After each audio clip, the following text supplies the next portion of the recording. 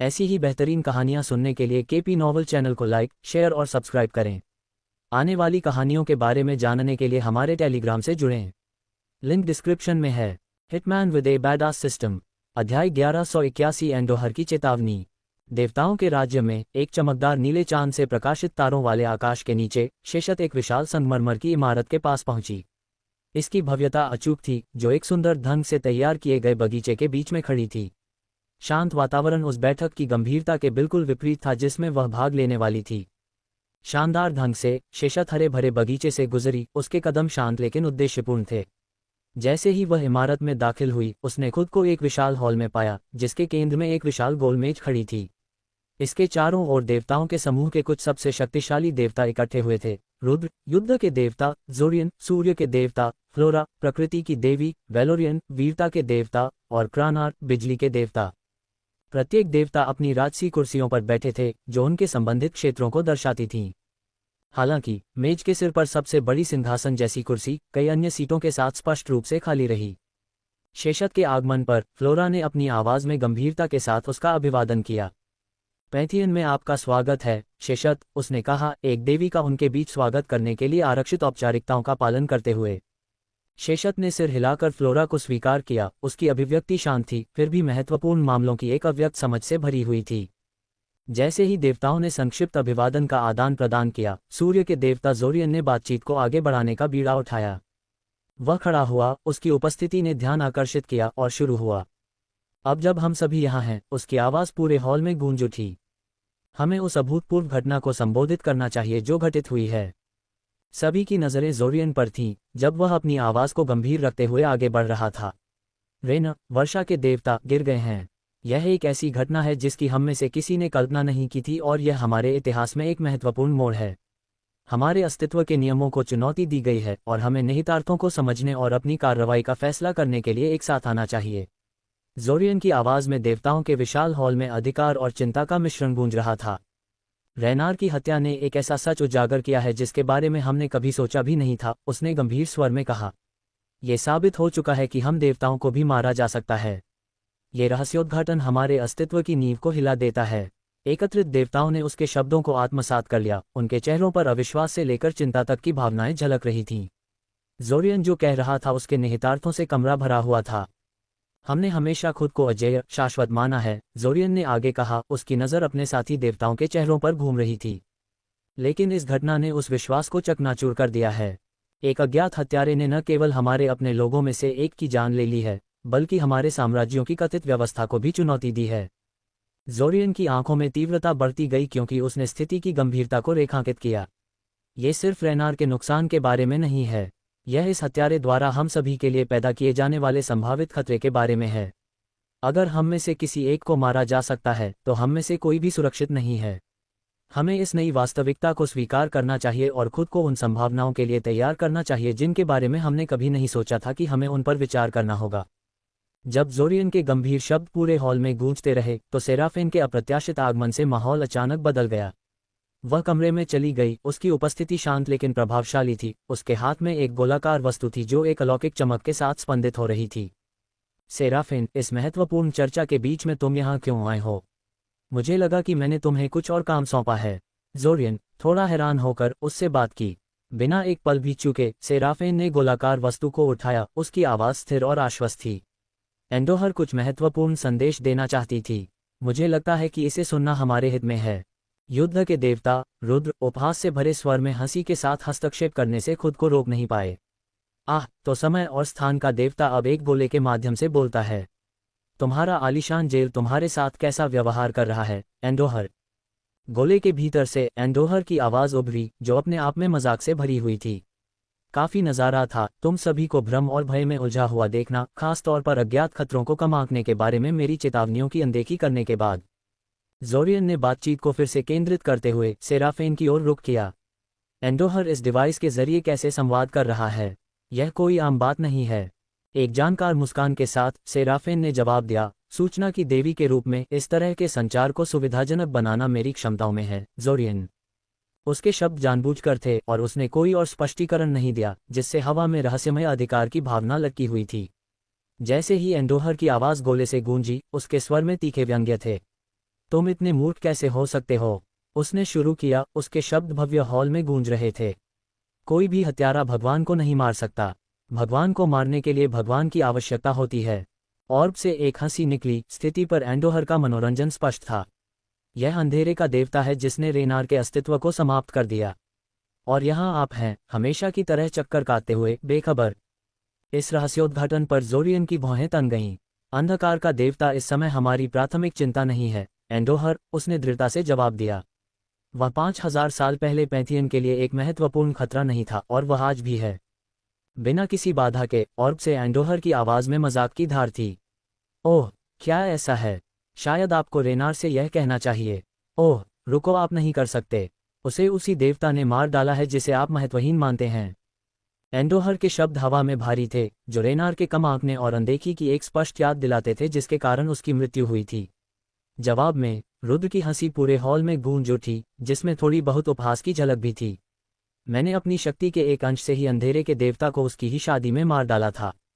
क्या तुम वाकई उम्मीद करते हो कि हम मान लें कि वह अचानक इतना बड़ा खतरा बन गया है? उसने पूछा, उसकी आवाज़ संदेह से भरी हुई थी। गोले से एंडोहर की आवाज़ तेज हो गई, उसकी अधीरता स्पष्ट थी। अपनी आंखें खोलो, मूर्ख। अंधेरे का देवता बिल्कुल इसी में माहिर है, अंधकार और छिपकर। वह छाया से हमला करता है और तुम सब इसे देखने के लिए बहुत अंधे हो। एंडोहर के शब्दों में तिरस्कार की भावना साफ झलक रही थी, उसकी आवाज़ में तिरस्कार की भावना भरी हुई थी। तुम सब डैगन से डरते हो, लेकिन तुम्हें अंधेरे के देवता से होने वाले असली खतरे का अंदाजा नहीं है। भूत जितना तुम समझते हो उससे कहीं ज्यादा खतरनाक दुश्मन है। एंडोहर की आवाज़ में नफरत साफ झलक रही थी, खासकर जब वह अपने कट्टर दुश्मन अंधेरे के देवता के बारे में बात कर रहा था। जोरियन की ओर ध्यान देते हुए एंडोहर के स्वर में और भी अधिक मांग थी। जोरियन, जब तक मैं अपने महल में फंसा हुआ हूं, मैं कुछ नहीं कर सकता। अगर तुम मुझे बाहर नहीं निकालोगे तो तुम बर्बाद हो जाओगे। तुम्हारे आसपास के मंत्र और अवरोध जटिल और शक्तिशाली हैं, एंडोहर। उन्हें आसानी से तोड़ने के लिए डिज़ाइन नहीं किया गया था, और इसीलिए तुम पिंजरे में बंद रहते हो, इसलिए नहीं कि हमने तुम्हें छोड़ दिया, जोरियन ने शांति से जवाब दिया। हालांकि एंडोहर की प्रतिक्रिया एक ठंडी हंसी थी। यदि आप और अधिक देवताओं को मरते हुए नहीं देखना चाहते हैं तो मुझे मुक्त करने का कोई तरीका खोजें। अन्यथा बाएं और दाएं देवताओं के और अधिक शवों को इकट्ठा करने के लिए तैयार हो जाए। आप मेरी शक्तियों के बिना उसे नहीं पा सकेंगे, और आपकी अज्ञानता आपको और अधिक देवताओं की कीमत चुकानी पड़ सकती है। एंडोहर की आवाज़ ने अंतिम अशुभ स्वर ग्रहण किया। जैसे ही उसने कहा, ओब की चमक कम होने लगी, जो संचार के अंत का संकेत था। यदि आप अभी भी खतरे को पहचानने में विफल रहते हैं तो शायद आप सभी मारे जाने के लायक हैं। आप बेवकूफ़ हैं। एंडोहर की आवाज़ गूंजी और खामोशी में बदल गई। जब एंडोहर की उपस्थिति गायब हो गई तो सेरेफन आगे बढ़ी, उसकी अभिव्यक्ति गंभीर थी। उसके शब्द भले ही कठोर हों, एंडोहर एक ऐसा सच बोलता है जिसे हम अनदेखा नहीं कर सकते। हमें उसकी चेतावनियों को गंभीरता से लेना चाहिए। एंडोहर की अंतर्दृष्टि हालांकि अब घर्षक है, लेकिन खारिज नहीं की जा सकती। हम किसी भी संभावित खतरे को नज़रअंदाज नहीं कर सकते, चाहे वे कितने भी असंभव क्यों न लगें। जोरियन ने सहमति में सिर हिलाया। वह आगे बोलने से पहले एक पल के लिए रुका। मैं राफेल से बात करूंगा। हमें अंधेरे के देवता को ट्रैक करने के अपने प्रयासों को अपडेट करने की आवश्यकता है। यह महत्वपूर्ण है कि हम उसके द्वारा किए जाने वाले किसी भी कदम से आगे रहें। आखिरकार जोरियन ने निम्बोसिया के भविष्य के महत्वपूर्ण मामले को उठाया। हमें तय करना होगा कि रेनार के राज्य निम्बोसिया के साथ क्या करना है, उसने गंभीरता से कहा। क्रानार और रेनार के बीच युद्ध, रेनार के अत्याचारी तरीकों के साथ मिलकर देवताओं और विशेष रूप से अपने स्वयं के भगवान में मनुष्यों के विश्वास को गंभीर रूप से नष्ट कर दिया है। हमें इस दरार को ठीक करने और निम्बोसिया के लिए एक नया दयालु शासक नियुक्त करने पर विचार करने की आवश्यकता है, फ्लोरा ने चिंतित स्वर में कहा। कुछ क्षणों के लिए हॉल में सन्नाटा छा गया, क्योंकि देवता अपने विचारों में खो गए थे। अगर मैं सुझाव दे सकता हूं तो मुझे विश्वास है कि मेरे पास निम्बोसिया का नेतृत्व करने के लिए एकदम सही उम्मीदवार है। कोई ऐसा व्यक्ति जिसने दशकों तक समर्पण और करुणा के साथ अपने लोगों की सेवा की है। शेषत, हमेशा की तरह शांत, ने चुप्पी तोड़ते हुए अपनी अंतर्दृष्टि प्रदान की। आपकी बुद्धि को हमेशा महत्व दिया जाता है, शेषत। कृपया हमें और बताएं। जोरियन ने उसे जारी रखने के लिए प्रोत्साहित किया। रुद्र ने अपनी विशिष्ट उदासीनता के साथ कहा, यदि बुद्धि की देवी स्वयं किसी की सिफारिश कर रही हैं तो मुझे कोई आपत्ति नहीं है। सच कहूं तो मुझे रेनार के लोगों की कोई परवाह नहीं है, उसने एक हंसी के साथ कहा। रुद्र की टिप्पणियों को स्वीकार करते हुए शेषत ने सिर हिलाया और फिर अपनी सिफारिश की घोषणा की। देवी अवा की परी फेथ निम्बोसिया पर शासन करने के लिए आदर्श विकल्प है। लोगों के लिए उनकी सेवा और समर्पण के वर्षों ने उन्हें राज्य में शांति और विश्वास बहाल करने के लिए आदर्श शासक बनाया है। अध्याय 1182 बीस्ट टैमर्स की खोज। आयरन फिस्ट बीस्ट टैमर्स शाखा में दृश्य पुनर्प्राप्ति और मरम्मत का था। हलचल भरी गतिविधि के बीच माइकल और गया काउंटर पर एक लंबे टैटू वाले एल्विन युवक के पास पहुंचे। शुभ दिन, युवक ने विनम्रता से सिर हिलाकर अभिवादन किया। मैं आपकी क्या सहायता कर सकता हूं? माइकल ने ईगल भालू द्वारा किए गए अराजकता के अवशेषों पर नजर डाली, फिर एल्फ की ओर देखा। बहुत कठिन दिन था तुम्हारा, है न? उसने लापरवाही से टिप्पणी की। हाँ, वास्तव में, युवक ने आह भरते हुए उत्तर दिया। आज जैसी घटना अत्यंत दुर्लभ है। हम पहले से ही यह सुनिश्चित करने के लिए कदम उठा रहे हैं कि यह फिर कभी ना हो। फिर उसकी नज़र गया के कंधे पर बैठी वेदोरा पर गई। तुम्हारे पास एक सुंदर प्राणी है, उसने वास्तविक रुचि के साथ टिप्पणी की। गाया ने हल्के से ठहाका लगाया। वे जितने सुंदर हैं उतने ही परेशान करने वाले भी हैं। अयाग ने गया की टिप्पणी पर धीरे से फुसफुसाया लेकिन चुप रहा। माइकल ने गर्मजोशी से मुस्कुराते हुए कहा, धन्यवाद। हम वास्तव में बोर्गिन आयरनफिस्ट से मिलने आए हैं। क्या आप हमारे लिए इसकी व्यवस्था कर सकते हैं? युवा एल्फ का व्यवहार थोड़ा बदल गया, जिससे उसका आश्चर्य प्रकट हुआ। मुझे डर है कि बोर्गिन बिना पूर्व नियुक्ति के किसी से नहीं मिलते, उसने अपनी विनम्रता बनाए रखते हुए जवाब दिया। क्या आपके गिल्ड लीडर के साथ ऐसी नियुक्ति सुरक्षित करने का कोई तरीका है? माइकल ने बोर्गिन के साथ नियुक्ति सुरक्षित करने की प्रक्रिया के बारे में पूछा। बोर्गिन आयरनफिस्ट ताकत और कौशल को महत्व देता है।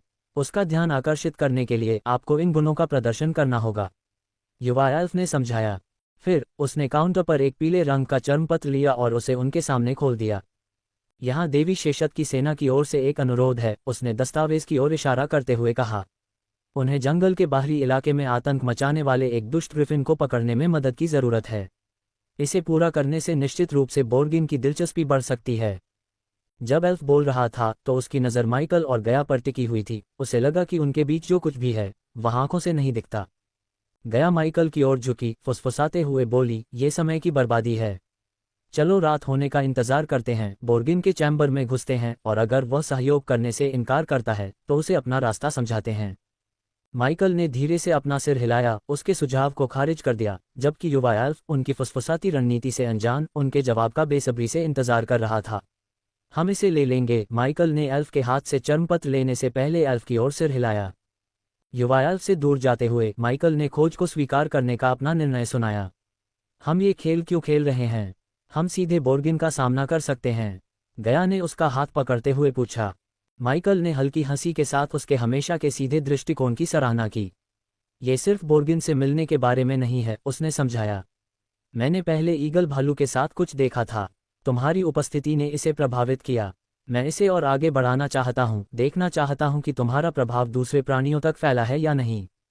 उसने आगे कहा, यह कार्य हमें एक देवी के रूप में तुम्हारी शक्तियों को बेहतर ढंग से समझने का मौका देता है। साथ ही बोर्गिन एक मूल्यवान सहयोगी हो सकता है। चलो पहले कूटनीति की कोशिश करते हैं। गया ने एक आह भरी, उसके चेहरे पर एक चंचल मुस्कान आ गई। ठीक है, पहले तुम्हारा तरीका, लेकिन अगर यह काम नहीं करता है तो हम इसे मेरे तरीके से करेंगे, उसने अपनी उंगलियों को चटकाते हुए कहा। उसकी आंखों में एक शरारती चमक थी। चहल पहल भरी सड़क पर कदम रखते हुए गया ने सुझाव दिया, हम वहां उड़ नहीं सकते, इसलिए चलो कुछ घोड़े या कुछ और ढूंढते हैं। वे व्यस्त एवेन्यू पर टहलते हुए अपनी आंखों से परिवहन के उपयुक्त साधन की तलाश कर रहे थे। अचानक माइकल ने एक गाड़ी और एक छोटे लड़के को आवाज लगाते हुए देखा, गोर्गन गांव के यात्री इकट्ठा हो जाओ। माइकल ने गया को बताया, ग्रिफिन वाला जंगल गोर्गन के रास्ते पर है। वे गाड़ी के पास पहुंचे, घास और विभिन्न सामानों से लदी एक अनोखी गाड़ी और लड़के को आवश्यक किराया दिया। गाड़ी में चढ़ते हुए वे घास के ऊपर बैठ गए, बुनी हुई टोकरियों से लेकर सीलबंद टोकरियों तक की कई तरह की वस्तुओं से घिरे, जिससे गाड़ी के अंदर एक देहाती और आरामदायक माहौल बन गया। आखिरकार गाड़ी शहर की दीवारों से बाहर निकलती हुई चरमराती हुई गति में आ गई। बाहर का परिदृश्य लुढ़कते घास के मैदानों में बदल गया, जंगली फूलों और कभी कभार पेड़ों से भरा हुआ शांति शहर की हलचल के बिल्कुल विपरीत थी। गाड़ी का ड्राइवर, एक बूढ़ा आदमी जिसका चेहरा मौसम से ग्रस्त था, उनकी ओर मुड़ा और उत्सुकता से पूछा, आप दोनों कहाँ जा रहे हैं? उसके बगल में उसका युवा सहायक ध्यान से सुन रहा था। हम आपके गांव के पास के जंगल को परेशान करने वाले ग्रिफिन को संभालने जा रहे हैं, माइकल ने लापरवाही से जवाब दिया। बूढ़े आदमी ने भौहें उठाईं, उसकी आंखों में आश्चर्य और सम्मान का मिश्रण था, जबकि लड़के की आंखें विस्मय से चौड़ी हो गईं। बहादुर आत्माएं, ड्राइवर ने सोचा। अपना ध्यान वापस सड़क पर लगा दिया क्योंकि गाड़ी शांतिपूर्ण ग्रामीण इलाकों से अपनी स्थिर यात्रा जारी रखती थी। युवा लड़के ने मोह से भरी आंखों से पूछा, क्या तुम लोग डरते नहीं हो? गया ने दिल खोलकर हंसते हुए कहा, मेरा विश्वास करो बच्चे, हमने इससे भी बदतर हालातों को संभाला है। तुम दोनों बहुत अच्छे हो, लड़के ने सच्ची प्रशंसा के साथ टिप्पणी की। माइकल ने हंसी में शामिल होते हुए सलाह दी, सिर्फ इसलिए किसी चीज से लड़ने की कोशिश मत करो क्योंकि वह अच्छी लगती है बच्चे। ड्राइवर, एक बूढ़ा आदमी जिसकी आवाज में अनुभव था, ने सहमति में सिर हिलाया। ये सही है फ्रैंकी, हमारे जैसे लोगों को हिंसा का सहारा नहीं लेना चाहिए, उसने लड़के से कहा। लड़का, जो आसानी से मना नहीं कर पाया, ने पलटकर कहा, यह बात उस ग्रिफिन द्वारा मारे गए ग्रामीणों को बताओ। क्या आप हमें जानवर और उसके हमलों के बारे में और बता सकते हैं? माइकल ने जानकारी इकट्ठा करने के अवसर का लाभ उठाते हुए पूछा। ड्राइवर और लड़के ने एक दूसरे को देखा, इससे पहले कि ड्राइवर ने एक विशेष रूप से भयावह मुठभेड़ का वर्णन करना शुरू किया। अच्छा, एक बार ऐसा हुआ था, उसने शुरू किया, शेषत के सैनिकों का एक समूह रात में जंगल में गश्त कर रहा था। लड़के ने भी कहा, उसकी आवाज में डर और उत्साह दोनों झलक रहे थे। हाँ, उन्हें लगा कि वे सुरक्षित हैं, लेकिन ग्रिफिन, यह अंधेरे से नीचे झपट्टा मार कर आया। यह इतना चुपके से था कि उन्होंने इसे आते हुए भी नहीं सुना। ड्राइवर ने आगे कहा, जानवर चालाक था, ठीक है, इसने छाया से हमला किया, एक एक करके सैनिकों को मार गिराया। ये सिर्फ ताकतवर ही नहीं है, ये क्रूर और चतुर भी है। माइकल ने ध्यान से सुना, उनकी कहानी से ग्रिफिन की क्षमताओं को एक साथ जोड़ते हुए। उत्सुकता से माइकल ने पूछा, क्या आप ग्रिफिन की खेती के चरण के बारे में कुछ जानते हैं? लड़के का चेहरा उत्साह से चमक उठा जब उसने जो सुना था उसे साझा किया। जानवरों को पालने वालों की अफवाहों के अनुसार यह तत्वगत सामंजस्य क्षेत्र में है और यह बर्फीली सांसें छोड़ सकता है। तो इसने जल तत्व को चुना है, माइकल ने सोच समझकर अपनी ठुड्डी को सहलाते हुए अनुमान लगाया। गया, जो हमेशा मदद के लिए तत्पर रहता था, ने कहा, फिर हम इसे आग से मार सकते हैं। वर्षों के अनुभव से समझदार ड्राइवर ने चेतावनी देते हुए कहा, इस जीव को कम मत समझो, आज ये सिर्फ इसलिए शांत है क्योंकि इसने कल रात हमला किया था। ये फिर से पेट भरकर शिकार नहीं करेगा। लड़का घबरा कर हंसा, ये थोड़ा बीमार है, लेकिन ये सच है। गया ने मुस्कुराते हुए कहा, यह चतुर जानवर है, लेकिन यह मूर्खतापूर्ण नहीं है। उसके लहजे में उसका आत्मविश्वास साफ झलक रहा था, जो युद्ध के लिए उसकी तत्परता को दर्शाता था। गाड़ी आगे बढ़ रही थी, तारों से जगमगाते आसमान के नीचे घने जंगल ने उन्हें अपने शांत आलिंगन में ले लिया। गया, अंधेरे में डूबते परिवेश को देखते हुए माइकल की ओर मुड़ा, क्या हमें रात के लिए आराम नहीं करना चाहिए या डेरा नहीं डालना चाहिए? ड्राइवर ने अपना सिर मजबूती से हिलाया, उसकी आंखें आगे के रास्ते पर टिकी हुई थीं। हम यहाँ डेरा नहीं लगाते, आग जलाने से ग्रिफिन का ध्यान आकर्षित हो सकता है, उसने धीमी आवाज में समझाया। हमें गांव पहुंच जाना चाहिए, जबकि ग्रिफिन अभी भी अपना आखिरी भोजन पचा रहा है। इस तरह से यह सुरक्षित है, फ्रैंकी ने कहा। तभी सबा ने धीरे से गया के कान को खींचा। मुझे कुछ सुनाई दे रहा है, उसने फुसफुसाते हुए कहा, उसकी आवाज में तत्परता थी। गया, सबा की बढ़ी हुई इंद्रियों की गंभीरता को समझते हुए माइकल के साथ एक त्वरित, जानकार नजर का आदान प्रदान किया। ड्राइवर और लड़के को डराए बिना उसे संकेत दिया। अचानक रात के सन्नाटे को चीरती हुई एक तेज गूंजती हुई गड़गड़ाहट सुनाई दी। ड्राइवर के हाथ लगाम पर कस गए और लड़के के चेहरे का रंग उड़ गया और वह हकलाते हुए बोला, ऐसा नहीं हो सकता। बिना किसी हिचकिचाहट के माइकल ने ड्राइवर को रुकने का निर्देश दिया। गाड़ी से उतरकर वह आगे की ओर बढ़ा और स्पष्ट रूप से हिलते हुए जोड़े को संबोधित किया। बिना रुके आगे बढ़ो, उसने दृढ़ता से कहा। हम जो भी हमारे रास्ते में आएगा उसे संभाल लेंगे। जब माइकल और गया अदृश्य खतरे का सामना करने के लिए तैयार हुए तो लड़का और ड्राइवर हिचकिचाए, डर और दायित्व की भावना के बीच फंसे। क्या हम किसी तरह से मदद नहीं कर सकते? लड़के ने पूछा, उसकी आवाज थोड़ी कांप रही थी। गया अपनी आंखों में शरारती चमक के साथ हंसा। हाँ, हम तुम्हें चारा के रूप में इस्तेमाल कर सकते हैं, उसने कहा, उसका स्वर गहरा चंचल था। लड़के की आंखें घबराकर चौड़ी हो गईं। क्या? वह चौंक कर बोला। बस मजाक कर रहा था, गया ने मुस्कुराते हुए जवाब दिया। उसकी हंसी शांत जंगल में गूंज रही थी। स्थिति को नियंत्रित करते हुए माइकल ने ड्राइवर की ओर रुख किया। जितनी जल्दी हो सके उतनी जल्दी जाओ, उसने दृढ़ता से निर्देश दिया। फिर उसने घोड़ों को आश्वस्त करने वाला थपथपाया, जिससे वे आसन खतरे से दूर रास्ते पर सरपट दौड़ने लगे। अपने हाथ में माइकल ने आग का एक छोटा गोला बनाया और गाड़ी से पकड़ी गई मशाल को जलाने के लिए उसका इस्तेमाल किया। उसने उसे ऊपर उठाया, उसकी टिमटिमाती रोशनी उनके चारों ओर के अंधेरे को चीरती हुई ग्रिफिन का ध्यान आकर्षित करने के लिए एक बीकन के रूप में काम कर रही थी। चीखने की आवाज तेज और नजदीक होती गई, जंगल में गूंजती हुई, ग्रिफिन के आसन्न आगमन का संकेत देती हुई। माइकल और गया तैयार खड़े थे। मशाल की लौ लंबी, नाचती हुई परछाइयां बना रही थी क्योंकि वे जानवर के आने का इंतजार कर रहे थे। गया ने अपनी आवाज में झुंझलाहट के भाव के साथ बिना तैयारी के शिकार करने की असुविधा के बारे में बड़बड़ाया। मुझे बिना ये जाने कि मैं किससे मुकाबला कर रहा हूं, लड़ाई में जाने से नफरत है, उसने बड़बड़ाते हुए कहा। हमेशा सतर्क रहने वाली अयाग ने अपने आसन से आवाज लगाए। याद रखो, तुम्हें सुरक्षित और छिपे रहने की जरूरत है क्योंकि तुमने अभी तक इस दुनिया की साधना के लिए खुद को ढाला नहीं है या अपने देवत्व को अनलॉक नहीं किया है। मैंने सेलेस्टियल वैली में इससे भी बदतर लोगों का सामना किया है, उसने आत्मविश्वास से भरी आवाज में जवाब दिया। हमेशा तर्क की आवाज वाली सभा ने धीरे से हस्तक्षेप किया। वे जीव पीछे हट गए, तुम्हारी शक्ति का पता लगाने की कोशिश कर रहे थे। ये ग्रिफिन शायद इतना विचारशील न हो। सभा की समझदारी को स्वीकार करते हुए गया ने हार मान ली। ठीक है, उसने स्वीकार किया और पास के एक पेड़ की ओर बढ़ गई। मैं तब कुछ हवाई सहायता प्रदान करूंगी, उसने खुद को रणनीतिक रूप से तैनात करते हुए घोषणा की। इस बीच चुनौती के लिए हमेशा तैयार रहने वाले माइकल ने अपनी गर्दन को एक तरफ से दूसरी तरफ खींचा, जिससे तनाव कम हुआ। दूर से आती हुई छाया को देखते हुए उसकी आंखों में दृढ़ निश्चय की चमक दिखाई दी। पापा के पास आओ, उसने बड़बड़ाते हुए कहा, उसके स्वर में प्रत्याशा और तत्परता का मिश्रण स्पष्ट था। अध्याय 1183 राक्षसों की अक्षम देवी। जैसे ही ग्रिफिन एक राजसी और दुर्जय प्राणी के रूप में झपट्टा मारकर आया, माइकल ने खुद को तैयार कर लिया। उसकी योजना स्पष्ट थी, गाय की उपस्थिति पर जानवर की प्रतिक्रियाओं का निरीक्षण और विश्लेषण करना, बजाय इसके कि उसे सीधे मार डाला जाए। माइकल की हर हरकत चपलता का एक सुनियोजित नृत्य थी। वह जंगल में झुकता और घूमता रहा, ग्रिफिन के तीखे पंजे हवा में उस जगह पर वार कर रहे थे जहां वह कुछ क्षण पहले था। उसका बचना लगभग एक कला रूप था, ग्रिफिन के शक्तिशाली गोते और झपटे की भविष्यवाणी करना और कलाबाज की कृपा से उसे चकमा देना। अपने सुविधाजनक स्थान से गाय ने माइकल की रणनीति को समझते हुए ध्यान से देखा। वह जानवर पर मेरे प्रभाव का परीक्षण कर रहा है, उसने खुद से फुसफुसाया। उसकी आंखें नीचे की हर हरकत पर नजर रख रही थीं।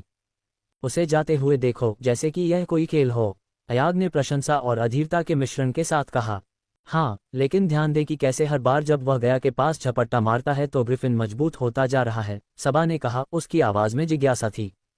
वास्तव में जब ग्रिफिन उस पेड़ के पास से फिर से गुजरा जहां गया छिपा हुआ था, माइकल ने उसकी ताकत में एक सूक्ष्म उछाल देखा। उसके पंख जोर से फड़फड़ाने लगे, उसकी चीखें तेज हो गईं और उसके हमले और भी जोरदार हो गए। ऐसा लग रहा था जैसे गया की नज़दीकी उसकी क्रूरता को बढ़ा रही थी। माइकल ने इन बदलावों को ध्यान से देखते हुए बचने का अपना खेल जारी रखा। यह मजबूत हो रहा है, उसने अपने संदेह की पुष्टि करते हुए अपनी सांसों में बुदबुदाया। गया की उपस्थिति इस पर असर कर रही है। अपने शिकार की हमला करने की अनिच्छा को महसूस करते हुए ग्रिफिन और भी साहसी हो गया। उसने खुद को और भी जोश के साथ आगे बढ़ाया। उसकी बर्फीली सांसें रात की हवा में एक ठंडी धुंध पैदा कर रही थीं। रात के घने अंधेरे में अंधेरे ने ग्रिफिन के रूप को ढक लिया, जिससे वह लगभग अदृश्य हो गया। अयाग, जो ऊपर बैठी थी, ने एक झलक पाने के लिए अपनी आंखें तनी। मैं इस अंधेरे में कुछ भी नहीं देख सकती, उसने फुसफुसाते हुए कहा। उसकी आवाज में निराशा साफ झलक रही थी। जैसे ही लड़ाई शुरू हुई, माइकल की मशाल जमीन पर गिर गई। कुछ पल के लिए ग्रिफिन नीचे उतरा, जंगल के फर्श पर भारी रूप से उतरा। गिरी हुई मशाल की मंद रोशनी उसके दुर्जय शरीर पर टिमटिमा रही थी, जिससे भयानक छाया पड़ रही थी और उसका भयानक रूप सामने आ रहा था। ग्रिफिन शेर और चील का एक भयावह मिश्रण था। इसका शरीर, पैर और पूंछ एक शक्तिशाली शेर की तरह थे, जो काले, उलझे हुए फर से ढके हुए थे जो मंद रोशनी को अवशोषित कर रहे थे। सिर एक विशालकाय चील का था, जिसकी खूनी चोंच से उसके हाल ही में किए गए शिकार के अवशेष टपक रहे थे। इसके विशाल और शक्तिशाली पंख फैले हुए थे, जो जंगल के फर्श पर एक अशुभ छाया डाल रहे थे। हर हरकत के साथ तीखे और घातक पंजे धरती में धंसते जा रहे थे। सबसे विचलित करने वाली बात थी उससे निकलने वाली गंध, हवा में खून और मौत की गंध। ये गंध अनगिनत शिकार और हत्याओं की बात करती थी, जो जानवर की क्रूर प्रकृति का प्रमाण थी। एक तेज, लगभग जानबूझकर की गई हरकत में ग्रिफिन ने अपना विशाल सिर मशाल की ओर घुमाया। अपनी बर्फीली सांस के एक ही झोंके से उसने रोशनी बुझा दी, जिससे इलाका फिर से अंधेरे में डूब गया। अंधेरे में अचानक वापसी के साथ ही हड्डियों को कंपा देने वाली गड़गड़ाहट हुई, एक ऐसी आवाज जो जंगल में गूंजी, जिससे वहां मौजूद लोगों की रीढ़ की हड्डी में सिहरन पैदा हो गई। बुझी हुई मशाल ने उन्हें लगभग पूर्ण अंधेरे में छोड़ दिया। घने छत से केवल हल्की चांदनी छनकर आ रही थी। जैसे ही ग्रिफिन की चीख अंधेरे में गूंजी, माइकल ने खुद को तैयार किया। उसकी इंद्रियां बढ़ गईं। बस इसके हमलों से बचते रहो, गया की आवाज पेड़ों में अपने छिपे हुए बसेरे से गूंजी। उसने अपनी आवाज में रहस्य की झलक दिखाते हुए कहा, मुझे इस ग्रिफिन के साथ एक अजीब सा जुड़ाव महसूस हो रहा है। लड़ाई शुरू हुई और माइकल ने कुशलता से ग्रिफिन के लगातार हमलों से बचते हुए हमला किया। शेर के शरीर और चील के सिर वाला एक विशालकाय प्राणी ग्रिफिन बार बार नीचे झपटा, अपने पंजों से माइकल को निशाना बनाया। लेकिन हर बार वह चतुराई से बच जाता या लुढ़क जाता, उसकी हरकतें तरल और सटीक होती। रोशनी की कमी के बावजूद एक हत्यारे के रूप में माइकल के प्रशिक्षण ने उसे ग्रिफिन की चाल का अनुमान लगाने की अनुमति दी। अनगिनत लड़ाइयों से सीखी गई उसकी सहज प्रवृत्ति ने उसे खतरनाक नृत्य के माध्यम से मार्गदर्शन किया। एक बिंदु पर ग्रिफिन अप्रत्याशित गति से झपटा, उसकी चोंच माइकल के सिर के करीब आ गई। आश्चर्यजनक तेजी से प्रतिक्रिया करते हुए माइकल ने अविश्वसनीय बल के साथ जमीन को धक्का दिया, खुद को पीछे की ओर धकेला। उसकी ताकत इस बात से स्पष्ट थी कि जैसे ही वह आगे बढ़ा, धरती उसके पैरों के नीचे दब गई। वार करने में असमर्थता से हताश होकर ग्रिफिन ने एक भयंकर चीख निकाली और अपनी क्रूरता बढ़ा दी। वह और भी अधिक उग्रता से हमला करने लगा, उसके पंख हवा के झोंके पैदा कर रहे थे जिससे उसके आसपास की पत्तियां और शाखाएं हिल रही थीं। माइकल लगातार बचता रहा, हर हरकत उसकी क्रूर ताकत और चपलता का सबूत थी। वह अंधेरे में धुंधला सा था, एक छाया जो घातक प्राणी की पहुंच से बाहर नाच रही थी। गया ने ध्यान से देखा, जब भी ग्रिफिन उसके पास उड़ता था तो उसके व्यवहार में सूक्ष्म परिवर्तन को नोटिस करता था। उसे जो संबंध महसूस हुआ वह जानवर को प्रभावित कर रहा था, हालांकि वह पूरी तरह से समझ नहीं पा रही थी कि कैसे। जैसे जैसे माइकल और ग्रिफिन के बीच लड़ाई तेज होती गई, गया का ध्यान अंदर की ओर चला गया, उसके सिर में गूंजती क्रूर आवाज पर ध्यान केंद्रित किया। ग्रिफिन की चीख के प्रत्येक छीलने के साथ मारना, खून, भूखा और बदला जैसे शब्द उसके दिमाग में गूंजते थे, प्रत्येक शब्द मानो ग्रिफिन द्वारा ही बोले गए हों। प्रत्येक कथन अलग था, उसका इरादा स्पष्ट था और गया को जानवर से एक अजीब सा संबंध महसूस हुआ। ऐसा लग रहा था जैसे ग्रिफिन के विचार और इच्छाएं सीधे उस तक पहुंच रही थीं, जो राक्षसों की देवी थी। उसकी भौहें सिकोड़ते और दूर की नज़र देखकर अयाग उसके कंधे पर बैठ गया और चिंता से पूछा, क्या है? मुझे लगता है मैं शायद ग्रिफिन की आवाज़ सुन रहा हूँ, गया ने जवाब दिया, उसकी आवाज़ अनिश्चितता और विस्मय से भरी हुई थी। अयाग कुछ हद तक सशंकित अपनी आंखें घुमाई। नहीं बकवास, हम सब इसे सुन रहे हैं। गया ने अपना सिर हिलाया, उसकी अभिव्यक्ति गंभीर थी। नहीं, तुम समझ नहीं रहे हो, मैं ग्रिफिन को बोलते हुए सुन सकता हूँ। ये सिर्फ चीख नहीं है, ये शब्द हैं, भावनाएं हैं। ऐसा लगता है कि यह मुझसे बात कर रहा है। गया की आवाज़ रात को चीरती हुई, जरूरी और स्पष्ट थी। इसे चोट मत पहुंचाओ, भूत, उसने विनती की। ग्रिफिन के साथ उसका संबंध मजबूत होता जा रहा था। अयाग ने अपने आसन से हंसते हुए कहा, यह बात ग्रिफिन को बताओ। अयाग की अनदेखी करते हुए सबा ने धीरे से पूछा, क्या तुम इससे बात कर सकते हो, गया? मैं कोशिश कर रहा हूं, गया ने जवाब दिया, उसकी एकाग्रता स्पष्ट थी। माइकल ने स्थिति को समझते हुए गया की ओर सिर हिलाया। उसने जल्दी से ग्रिफिन को वश में करने की योजना बनाई, जिसमें उसकी दैवीय शक्तियों के बजाय पर्यावरण और उसके औजारों का उपयोग करने का इरादा था। उसका दिमाग तेजी से जंगल का नक्शा बनाने और अपनी योजना को अंजाम देने के लिए सबसे अच्छे क्षेत्रों को चिन्हित करने में लग गया। वह उद्देश्यपूर्ण तरीके से आगे बढ़ा, ग्रिफिन को एक घने जंगल की ओर आकर्षित किया। प्रत्येक कदम के साथ उसने प्राणी की हरकतों की गणना की, उसके अगले हमले की भविष्यवाणी की। शक्तिशाली और भयंकर ग्रिफिन ने माइकल पर अपनी आंखें गड़ाए हुए उसका पीछा किया। माइकल ने अपनी हथेली में हाथ डालकर पोषण डिस्पेंसर को सक्रिय किया। उसने घने, अंधा करने वाले धुएं का एक बादल छोड़ा, जिससे ग्रिफिन की दृष्टि अस्पष्ट हो गई। प्राणी भ्रम में चीख उठा, उसकी इंद्रियां अभिभूत हो गईं। मौके का फायदा उठाते हुए माइकल एक बड़े पेड़ के पीछे भागा। उसने जल्दी से एक पोषण तैयार किया, जिसमें सामग्री को सटीकता से मिलाया गया। परिणाम एक चिपचिपा, जाल जैसा पदार्थ था जिसे उसने ग्रिफिन की ओर फेंका। प्राणी अभी भी भ्रमित था, जाल में उलझ गया, उसकी हरकतें बाधित हो गईं। माइकल यही नहीं रुका, उसने जंगल का फायदा उठाया, ग्रिफिन को उन इलाकों में ले गया जहां नीचे लटकी हुई शाखाएं और घने झाड़ियां उसकी हरकतों में बाधा डाल रही थीं।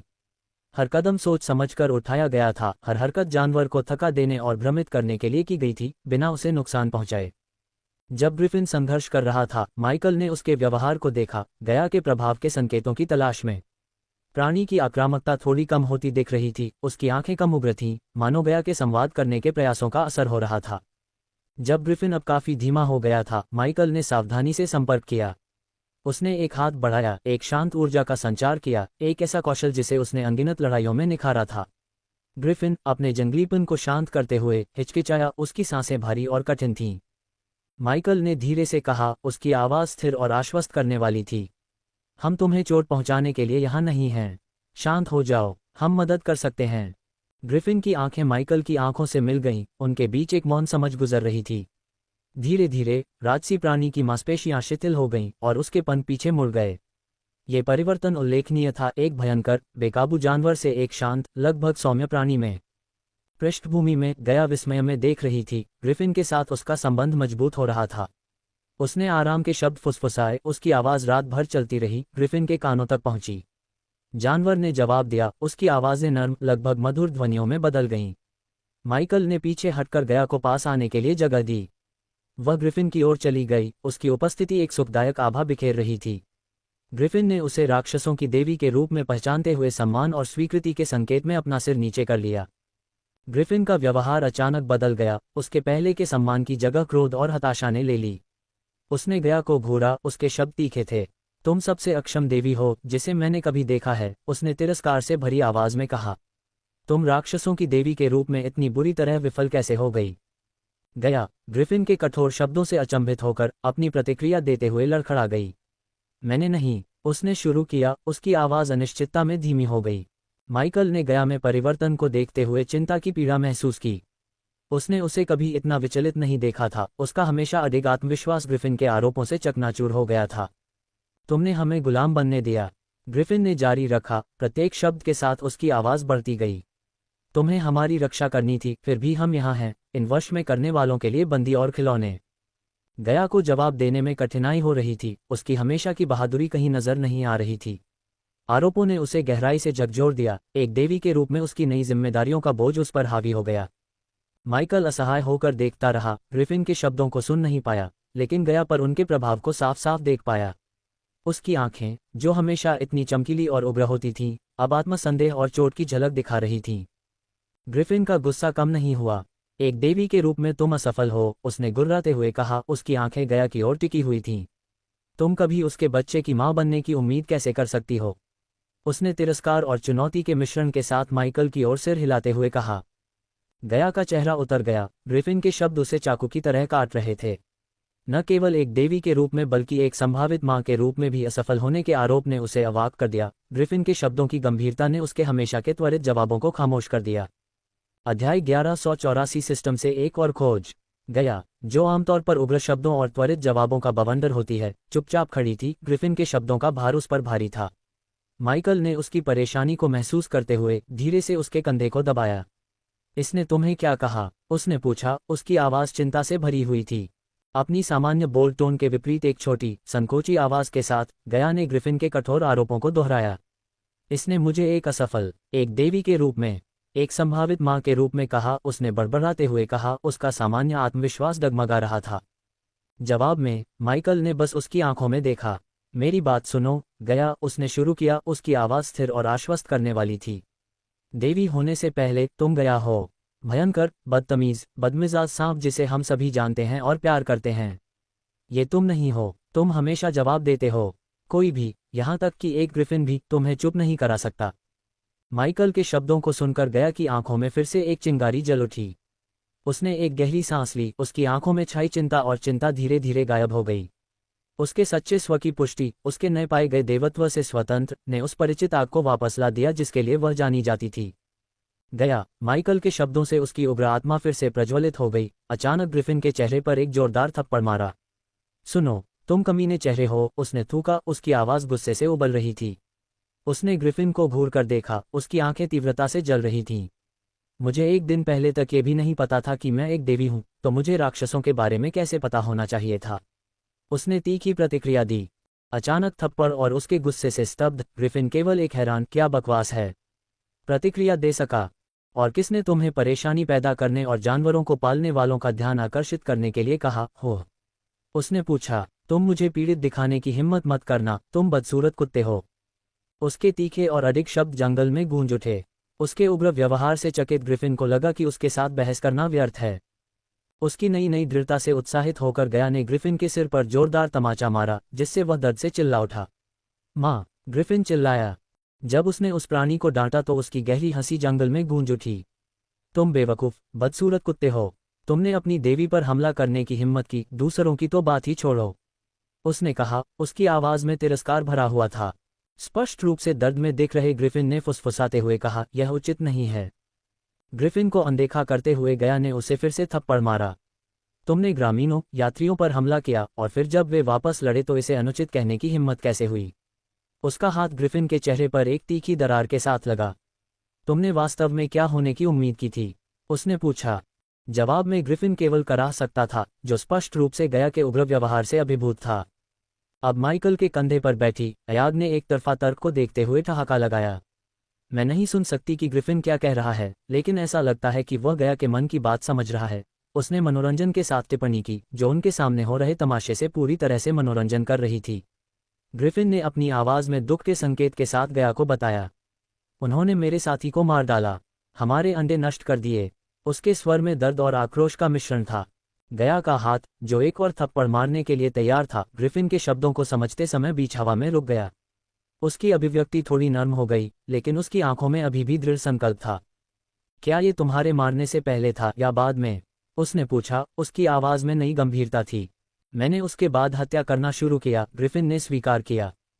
इससे पहले मैं केवल मवेशियों और वन जीवों का शिकार करता था।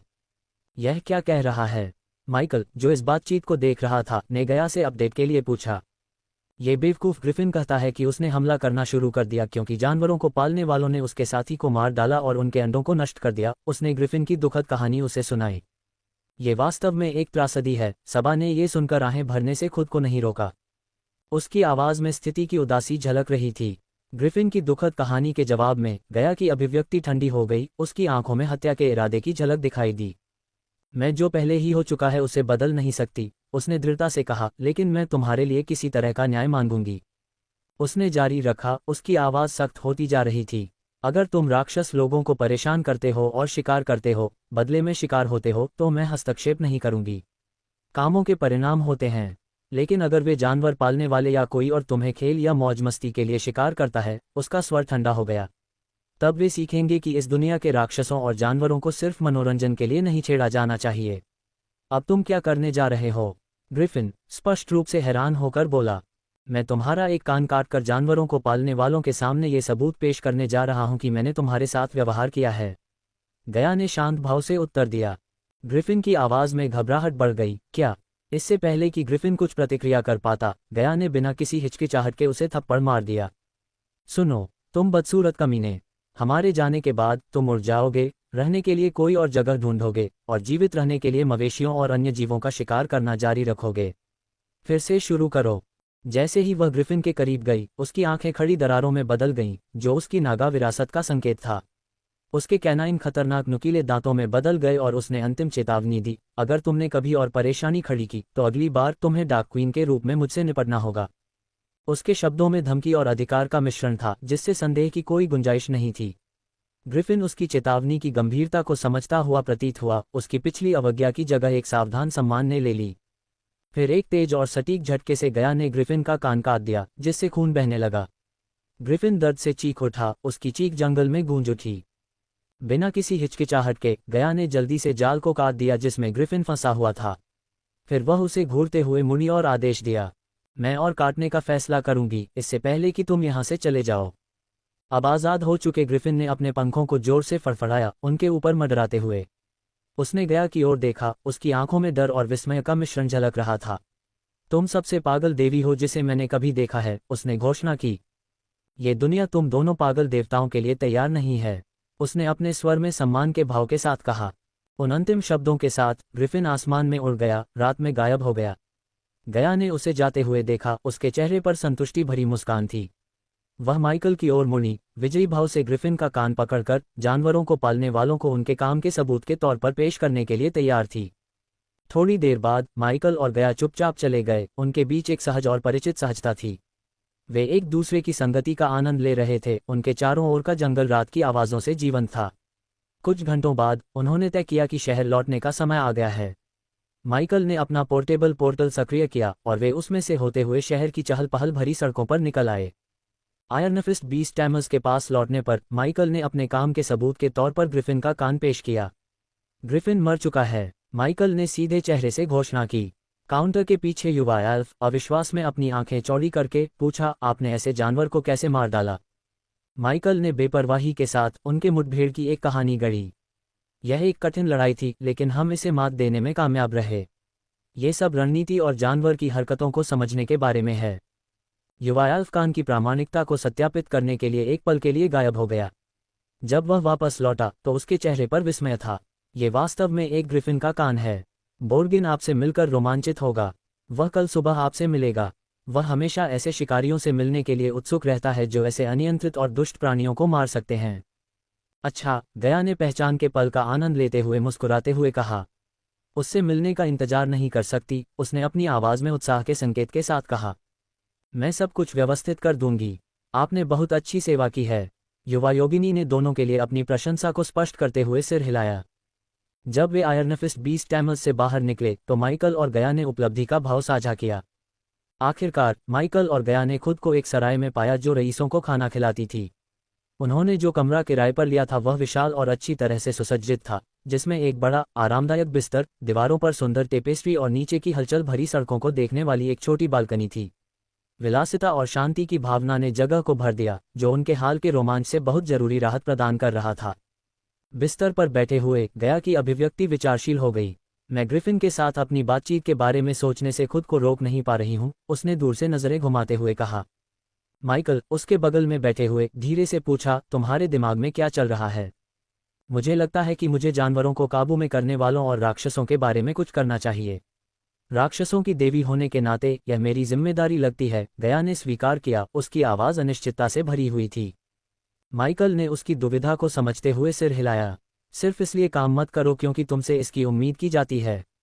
वही करो जो जरूरी है, जो तुम्हें सही लगता है, उसने सलाह दी। गया ने आह भरी। उसकी आंखों में उसके आंतरिक संघर्ष की झलक दिख रही थी। लेकिन मुझे लगता है कि मेरा देवत्व कुछ करने पर निर्भर करता है। अचानक सिस्टम नोटिफिकेशन की जानी पहचानी झनकार ने उनकी बातचीत को बाधित कर दिया। माइकल की आंखें चौड़ी हो गईं क्योंकि उसे एक नया क्वेस्ट मिला। क्वेस्ट, राक्षसों की देवी के देवत्व को अनलॉक करें, शुरू हो गया है।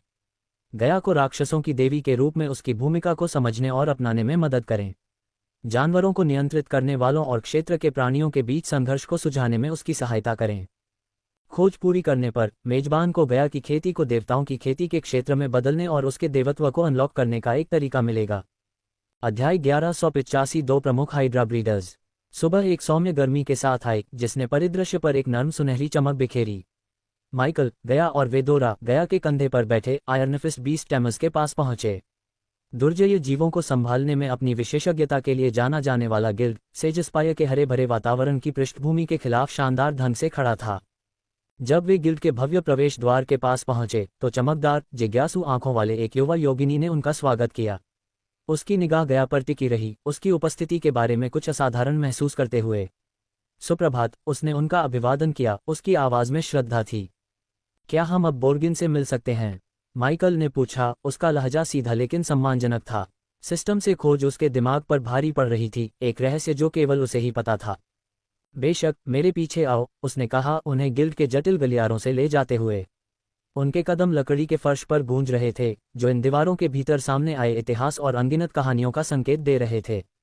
वे लकड़ी की सीढ़ियां चढ़ रहे थे, प्रत्येक कदम उनके वजन के नीचे चरमरा रहा था, और ऊपर एक बड़े, अलंकृत नक्काशीदार दरवाजे तक पहुंच रहे थे। युवा एल्फ रुक गया और उनका सामना करने के लिए मुड़ा। बोर्गिन अंदर तुम्हारा इंतजार कर रहा है, उसने उन्हें सूचित किया। धन्यवाद, माइकल ने कहा और एल्फ ने सिर हिलाया और चला गया। दरवाजा खोलकर माइकल कमरे में घुस गया, उसके पीछे गया और वेदोरा भी थे। अंदर बोर्गिन आयरनफिस्ट उनका इंतजार कर रहा था। उसकी उपस्थिति आज्ञाकारी और स्वागत करने वाली थी। उसकी चौड़ी मुस्कान ने तीनों के लिए प्रत्याशा और सम्मान की भावना प्रकट की। आह, ग्रिफिन कातिलों, बोर्गिन ने उत्साह से भरी आवाज में कहा।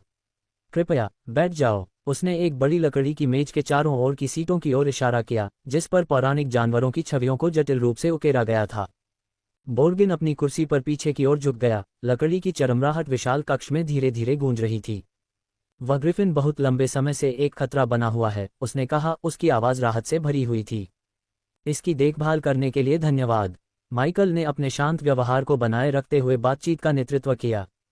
ये ठीक है, हमें मदद करने में खुशी होगी, उसने उत्तर दिया। उसके शब्दों में उद्देश्य और दृढ़ संकल्प की भावना झलक रही थी। अपने हाथों की जोरदार ताली के साथ बोर्गिन ने कहा, अद्भुत। उसकी आंखें जिज्ञासा से चमक उठीं और वह आगे झुका। अब मुझे बताओ, तुम मुझसे क्यों मिलना चाहते थे? माइकल ने अपने शब्दों को सावधानी से चुनते हुए एक गहरी सांस ली। हमें विश्वास है कि आप हमें हाइड्रा और हाइड्रा प्रजनन के बारे में बताने के लिए सबसे अच्छे व्यक्ति हैं, उसने बोर्गिन को करीब से देखते हुए कहा। बोर्गिन की भौहें आश्चर्य से ऊपर उठ गईं, उसका चेहरा जिज्ञासा और भ्रम से भरा हुआ था। हाइड्रा, तुम कहते हो? उसने सोचा, उसकी आंखें थोड़ी सिकुड़ गईं क्योंकि वह असामान्य अनुरोध को संसाधित कर रहा था। हाँ, माइकल ने आगे कहा, हमें उनमें गहरी दिलचस्पी है। आप हाइड्रा में क्यों रुचि रखते हैं? बोर्गिन ने पूछा, गया के कंधे पर बैठे 3 सिर वाले सांप से पूरी तरह अनजान, एक साधारण प्राणी के रूप में। उसे नहीं पता था कि यह कोई साधारण हाइड्रा नहीं, बल्कि वेदोरा ही है। माइकल ने गया को एक त्वरित नज़र से देखा, उनके बीच एक मौन संवाद हुआ। अपनी कहानी को विश्वसनीय बनाने के अवसर को भांपते हुए माइकल ने बात की। हमारा एक दोस्त है जो हाइड्रा पर शोध कर रहा है। हम उसके बहुत आभारी हैं, इसलिए हम उसकी मदद करना चाहते हैं। बोर्गिन, जिसका चेहरा समझ से चमक रहा था, ने अपने हाथों को आपस में ताली बजाई। एक दोस्त की मदद करना, अब यह एक नेक काम है, उसने कहा, उसकी आवाज़ में प्रशंसा का एक संकेत था। बहुत अच्छा, बोर्गिन ने सिर हिलाते हुए कहा। वह अपनी कुर्सी पर पीछे झुक गया, अपना ज्ञान साझा करने के लिए तैयार। वहाँ बहुत ज़्यादा हाइड्रा ब्रीडर नहीं हैं। यह एक महंगा और जोखिम भरा काम है, लेकिन ब्रीडिंग व्यवसाय में 2 दिग्गज अग्रणी हैं। जैसे ही बोर्गिन ने शराब की बोतल उठाई, उसने कहा, क्या आप कुछ लेना चाहेंगे? माइकल और गया ने विनम्रता से सिर हिलाया, प्रस्ताव को अस्वीकार कर दिया। बोर्गिन ने खुद के लिए एक कप शराब डाली, एक घूंट लिया और अधिक आराम से बात जारी रखी। एक व्हाइट लोड्स कबीला है जो यहीं गोल्डस्पायर में स्थित है। वे अपेक्षाकृत नए हैं, लेकिन उन्होंने अपने लिए काफ़ी नाम कमाया है। उसने रुककर शराब की एक और चुस्की ली। और दूसरा, बोर्गिन ने कहा, क्रैकन कबीला है। वे व्यवसाय में सबसे पुराने हैं और ओमवेल के राज्य में स्थित हैं। उसने उन्हें गौर से देखा। जैसा कि आप जानते होंगे, ओमवेल धन के देवता लक्सर के अधिकार क्षेत्र में है। उनके आशीर्वाद ने राज्य को कई ऐसे दुर्लभ और लाभदायक उपक्रमों का केंद्र बना दिया है। माइकल ने जानकारी को आत्मसात करते हुए सिर हिलाया। बोर्गिन की अंतर्दृष्टि अमूल्य साबित हो रही थी और ओमवेल और क्रैकन कबीले के उल्लेख ने उनकी खोज में जांच की एक नई दिशा को जन्म दिया। बोर्गिन आगे की ओर झुका, जैसे जैसे वह विवरण में तल्लीन होता गया, उसकी अभिव्यक्ति गंभीर होती गई। अब व्हाइट लोड्स कबीला मंत्रों के माध्यम से हाइड्रा बनाने पर ध्यान केंद्रित करता है, अन्य जानवरों को संशोधित करता है, जैसे कई सिर वाले सांप। उसकी नज़र वेदोरा पर पड़ी, जो भेष बदलकर गया के कंधे पर बैठी थी। ठीक वैसा ही जैसा तुम्हारे पास है, उसने जिज्ञासा के संकेत के साथ कहा। जारी रखते हुए बोर्गिन ने कबीले के तरीकों के बारे में बताया। कुछ ही दशकों में व्हाइट लोड्स कबीले ने कृत्रिम रूप से बनाए गए हाइड्रा से बाजार को भर दिया है, जिसे वे ब्रेड हाइड्रा कहते हैं। ये जीव मुख्य रूप से रईसों को बेचे जाते हैं जो उन्हें पालतू जानवर या खेल के रूप में चाहते हैं। जैसे ही बोर्गिन बोल रहा था, एक धीमी गड़गड़ाहट धीरे से, लगभग अगोचर रूप से गूंज रही थी। यह हयाक की प्रतिक्रिया थी जो इस धारणा पर प्रतिक्रिया कर रही थी कि उसकी प्रजाति को मौज मस्ती और खेल के लिए पाला जाता है। गुर्राहट में तिरस्कार और क्रोध का मिश्रण था, ऐसे महान प्राणियों को धनी लोगों के लिए मात्र खिलौने के रूप में कम किए जाने के विचार से उत्पन्न भावनाएं। बोर्गिन, जो याक की प्रतिक्रिया से अनजान था, ने अपनी शराब का एक और घूंट लिया, ये देखने के लिए कि क्या माइकल और गया के पास उसके द्वारा साझा की गई जानकारी के बारे में कोई और प्रश्न या टिप्पणी है। गया, उसकी जिज्ञासा जागृत हुई, झुकी और पूछा, क्रैकन कबीले के बारे में क्या? हाइड्रा प्रजनन के लिए उनका दृष्टिकोण क्या है? बोर्गिन ने उसके प्रश्न पर प्रशंसापूर्वक सिर हिलाया। आह, क्रैकन कबीले, वे पुराने स्कूल के हैं, उसने शुरू किया। वे व्हाइट लोड्स कबीले की तुलना में कम हाइड्रा प्रजनन कर सकते हैं, लेकिन वे अधिक स्वाभाविक रूप से प्रजनन किए गए हाइड्रा पर ध्यान केंद्रित करते हैं, जो अपनी शुद्धता और ताकत के लिए पूजनीय हैं। माइकल इस अंतर से चकित होकर पूछा, क्या इस दुनिया में कोई ऐसा हाइड्रा है जो प्रजनन द्वारा नहीं बनाया गया है? अच्छा सवाल है, बोर्गिन ने उत्तर दिया, उसकी आंखों में ज्ञान की गहराई झलक रही थी। वास्तव में ऐसे हाइड्रा देखे और देखे गए हैं जो प्रयोगशालाओं में नहीं पाले गए हैं। ये विशेष रूप से अनंत सागर क्षेत्र और कुछ पॉकेट आयामों में रिपोर्ट किए गए हैं, लेकिन कोई भी ऐसे प्राणी को पकड़ने में कामयाब नहीं हुआ है। इस रहस्योद्घाटन पर अयाग और सबा की आंखें चमक उठी, उन पर सदमे और एहसास का मिश्रण छा गया। यह विचार कि वे अपनी तरह के अंतिम नहीं हो सकते, उनकी प्राचीन आंखों में आशा की एक किरण लेकर आया। बोर्गिन ने जारी रखा, वेदोरा के सिर की आंतरिक हलचल से अनजान। मैंने भी प्राकृतिक हाइड्रा नहीं देखा है। जिन्होंने देखा होगा, वे कहानी सुनाने के लिए जीवित नहीं रहे। उन्होंने कुछ क्षण रुकने के बाद कहा, जहां तक क्रैकन कबीले की बात है, उनकी विशेषता पौराणिक वेदोरा के कंकाल अवशेषों का उपयोग करके हाइड्रा प्रजनन में है। उन्होंने शब्दों को अपने अंदर समाहित होने दिया। यही वह चीज़ है जो क्रैकन कबीले द्वारा बनाए गए हाइड्रा को अत्यंत दुर्लभ, शक्तिशाली और महंगा बनाती है। जैसे ही बोर्गिन के शब्दों की गंभीरता ने कमरे में शांति स्थापित की, वेदोरा के कंकाल अवशेषों का उल्लेख छिपे हुए हाइड्रा के भीतर कुछ गहराई से जगाता है, इतिहास और विरासत की भावना जो उनके वर्तमान रूप और पहचान के साथ जुड़ी हुई है। किसी विशेष व्यक्ति द्वारा साझा किए गए गुप्त ज्ञान के एक अंश को याद करते हुए माइकल के विचार क्षण भर के लिए भटक गए। उसे याद आया कि एंडोहर ने वेदोरा के शरीर को खोद निकाला था, जो एक पौराणिक प्राणी था जो 5000 साल पहले रहता था और उसके पिछले स्वयं के हाथों उसका अंत हुआ था। रहस्य और समय में लिपटे इस ज्ञान ने उसकी वर्तमान खोज में जटिलता की एक परत जोड़ दी। याद रखें कि किसी विशेष व्यक्ति ने उल्लेख किया था। बोर्गिन के शब्दों ने माइकल को वर्तमान में वापस ला दिया। क्रैकेन कबीले, उन्होंने कहा, वेदोरा के कंकाल के सबसे छोटे हड्डी के टुकड़ों को लेने और उनका उपयोग करके हाइड्रा बनाने में माहिर हैं। वे ये कैसे कर रहे हैं? गया ने पूछा। रहस्यमय प्रक्रिया से उसकी जिज्ञासा बढ़ गई। बोर्गिन ने हंसते हुए कहा, एक ऐसी आवाज़ जिसमें मनोरंजन और ज्ञान दोनों भरपूर थे। क्या ये सुनहरा सवाल नहीं है? उसने सोचा, वास्तव में कोई नहीं जानता कि वे ऐसा कैसे करते हैं, लेकिन वे जो हाइड्रा बनाते हैं वे हमारी तरह खेती कर सकते हैं और ड्रैगन की तरह मजबूत हो सकते हैं। देखिए, कोई भी ऐसे सवाल नहीं पूछता क्योंकि क्रैकेन कबीला अच्छा भुगतान करता है। वास्तव में बीस्ट टैमस को कई बार वेडोरा के कंकाल अवशेषों को पुनः प्राप्त करने का काम सौंपा गया है। वह आगे झुका, अपनी आवाज़ को थोड़ा कम करते हुए, और यहाँ मैंने सोचा कि बीस्ट टैमस केवल जानवरों को ही वश में करेंगे। माइकल ने अपने स्वर को हल्का और थोड़ा मनोरंजक तरीके से टिप्पणी की। हा, बोर्गिन इस पर दिल खोलकर हंसा। सच, लेकिन ये भी सच है कि ये अस्थि टुकड़े वेडोरा की मृत्यु के 5000 साल बाद भी अपार शक्ति का विकिरण करते हैं। वे सभी प्रकार के जानवरों और राक्षसों को आकर्षित करते हैं, जिससे वे एक मूल्यवान और खतरनाक वस्तु बन जाते हैं। इन प्राचीन अवशेषों में मौजूद शक्ति के लिए उसकी आंखों में सम्मान और सावधानी का मिश्रण चमक रहा था। बोर्गिन अपनी कुर्सी पर पीछे की ओर झुक गया, उसकी आवाज़ में गर्व की भावना स्पष्ट थी। चूंकि सभी प्रकार के राक्षस हड्डियों से ऊर्जा को अवशोषित करने के लिए आते हैं, इसलिए हम ये सुनिश्चित करने के लिए वहां जाते हैं कि ये राक्षस सामान को नुकसान न पहुंचाएं, उन्होंने दावा किया। उनके लहजे से इन प्राणियों से निपटने में कर्तव्य और चुनौती का मिश्रण दिखाई दे रहा था। बोर्गिन के शब्दों के जवाब में गया मुस्कुराए, लेकिन उसकी मुस्कान ने नाराजगी के भाव को छिपा दिया। आप उन राक्षसों और जानवरों के साथ क्या करते हैं जो हड्डियों के लिए आते हैं?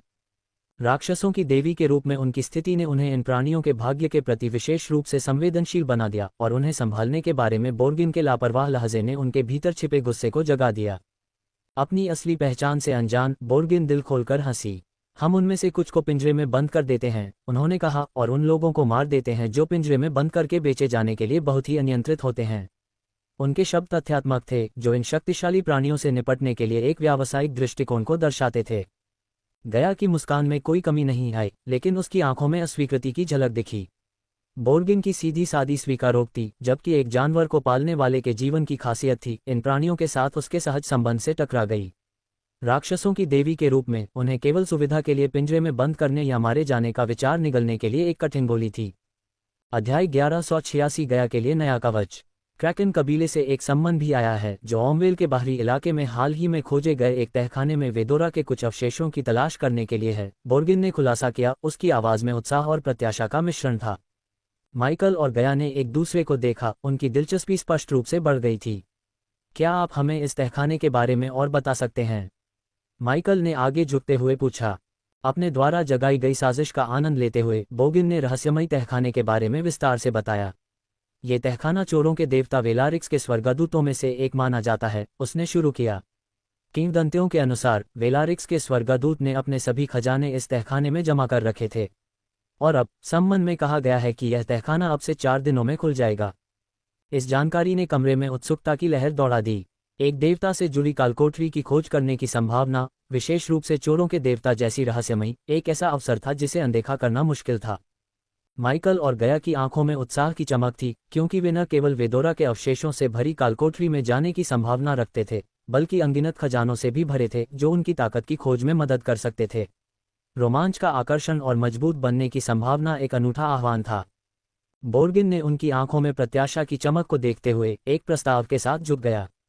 चूंकि आपने उस ग्रिफिन की देखभाल करके मुझ पर एक एहसान किया है, इसलिए मैं आपको ओमवेल में साथ चलने देने के लिए तैयार हूं, उसने उदारता से प्रस्ताव दिया।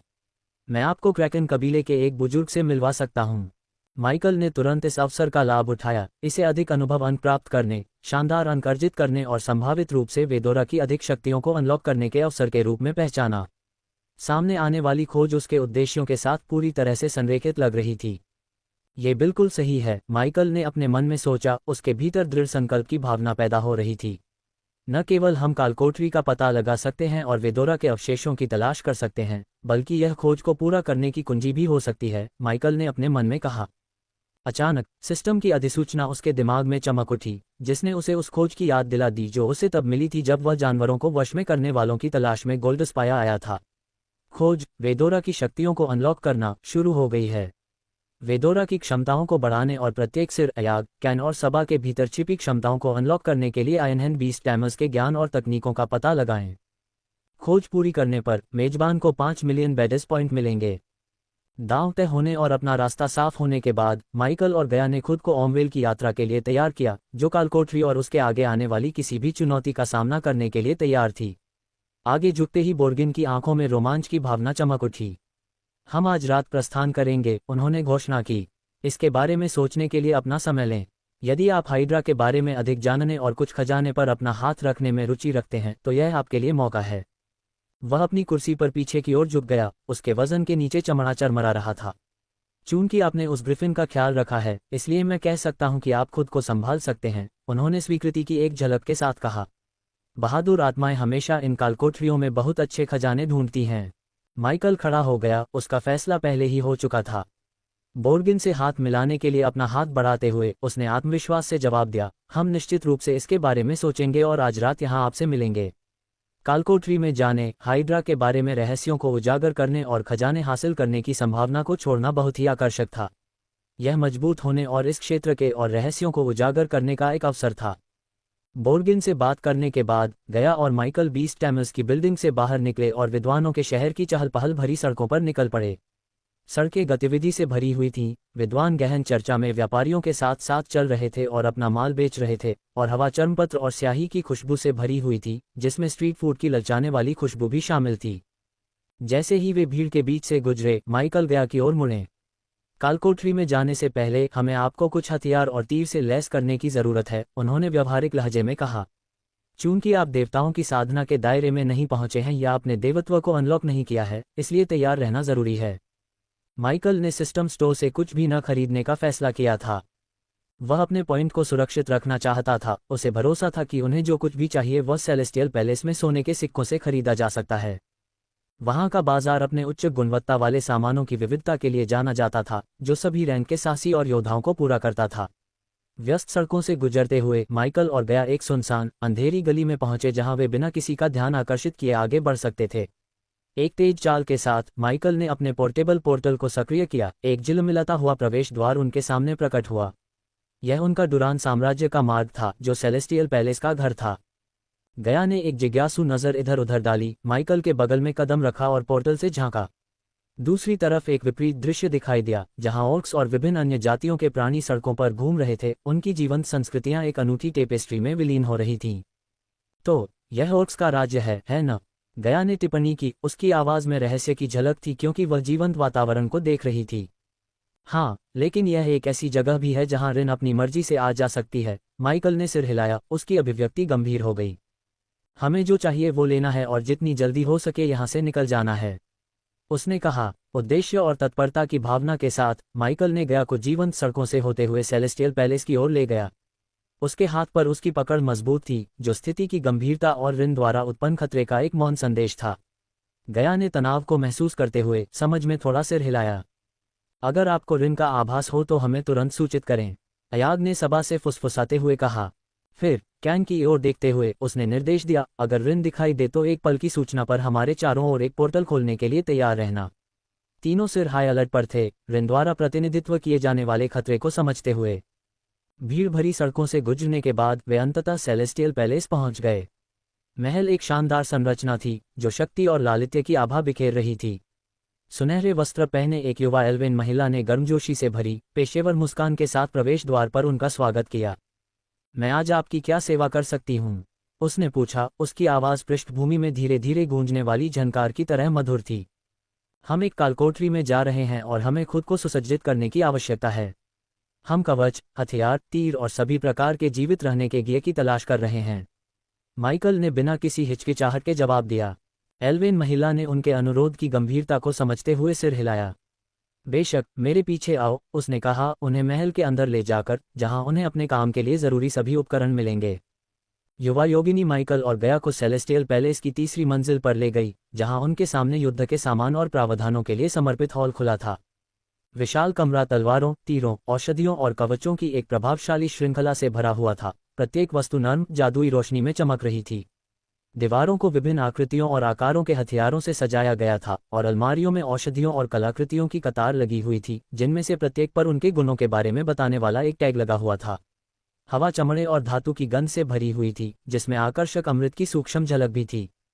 हमें पहले कवच दिखाओ, माइकल ने अनुरोध किया। उसकी आंखें कमरे को स्कैन कर रही थीं। वह जानता था कि उसने गया के लिए जो काला कवच बनाया था, वह सेलेस्टियल घाटी में लगातार हमलों से क्षतिग्रस्त और दरारों से पीड़ित था। एक ऐसा प्रतिस्थापन खोजना महत्वपूर्ण था जो उसे बेहतर सुरक्षा प्रदान कर सके। क्या कवच तुम्हारे लिए है या युवती के लिए?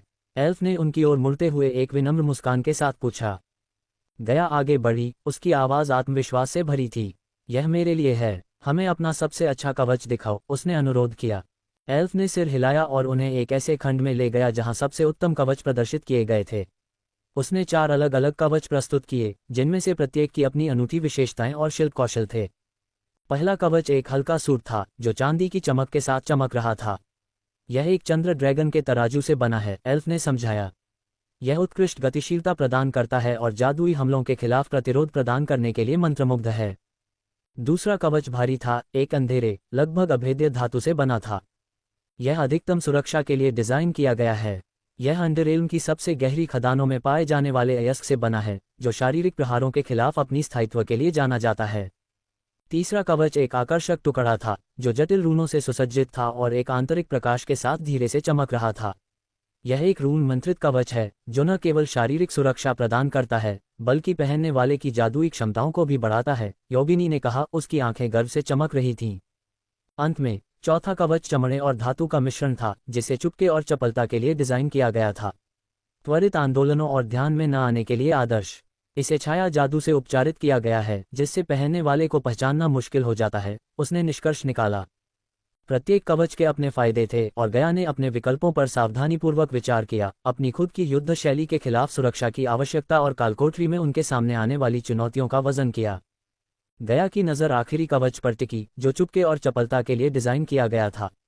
वह अपनी वर्तमान सीमाओं को समझती थी। अभी तक खुले युद्ध में सीधे भाग लेने के लिए पर्याप्त मजबूत नहीं होने के कारण उसने छाया से हमला करने का एक अधिक गुप्त तरीका तय किया, जो सबसे अच्छा होगा। ये कितना है? गया ने पूछा। उसकी उंगलियां चमड़े और धातु के जटिल मिश्रण को छू रही थीं। युवा योगिनी ने पेशेवर लहजे में जवाब दिया, इस कवच की कीमत 3 लाख सोने के सिक्के हैं। गया की भौहें आश्चर्य से ऊपर उठ गईं, और उसके होठों से एक धीमी सी गड़गड़ाहट निकली। क्या आप उस कीमत पर कवच के साथ आते हैं? उसने मजाक में कहा। उसकी आंखें अभी भी कवच पर टिकी हुई थीं। गया की टिप्पणी पर योगिनी ने हल्की सी हंसी। यह उच्च गुणवत्ता वाला है, उसने जवाब दिया। उसकी आवाज़ कोमल लेकिन दृढ़ थी, ये संकेत देते हुए कि कवच की शिल्पकला और जादू के कारण कीमत उचित थी। स्थिति और उनकी खोज के लिए कवच की आवश्यकता का आकलन करते हुए माइकल ने निर्णायक रूप से हस्तक्षेप किया। हम इसे ले लेंगे। वह गया को उनकी आसन्न चुनौतियों के लिए पर्याप्त रूप से सुसज्जित करने के महत्व को समझता था और उसकी सुरक्षा और प्रभावशीलता में निवेश करने के लिए तैयार था। अध्याय 1187 क्लोकिंग कवच तैयार करना। कई घंटे बाद गोल्ड स्पायर के मध्य में माइकल और गया ने खुद को हलचल भरे लोहार गिल्ड में पाया। गिल्ड मास्टर रुरिक ने कृपापूर्वक हर लोहार को छुट्टी पर भेज दिया था, जिससे माइकल को फौज हॉल में काम करने की गोपनीयता मिल गई। हॉल निहाय हथौड़ों और भट्टियों की सिम्फनी था, जो अब शांत और प्रतीक्षा कर रहा था। गया एक मजबूत मेज पर बैठा था, ध्यान से देख रहा था कि माइकल ने पहले खरीदे गए कवच में कुछ समायोजन किए हैं। उसके चारों ओर सेंटीपीड, प्राचीन जानवर के तराजू और अदृश्य पैंथर के फर, दोनों दुर्लभ और शक्तिशाली सामग्री थे।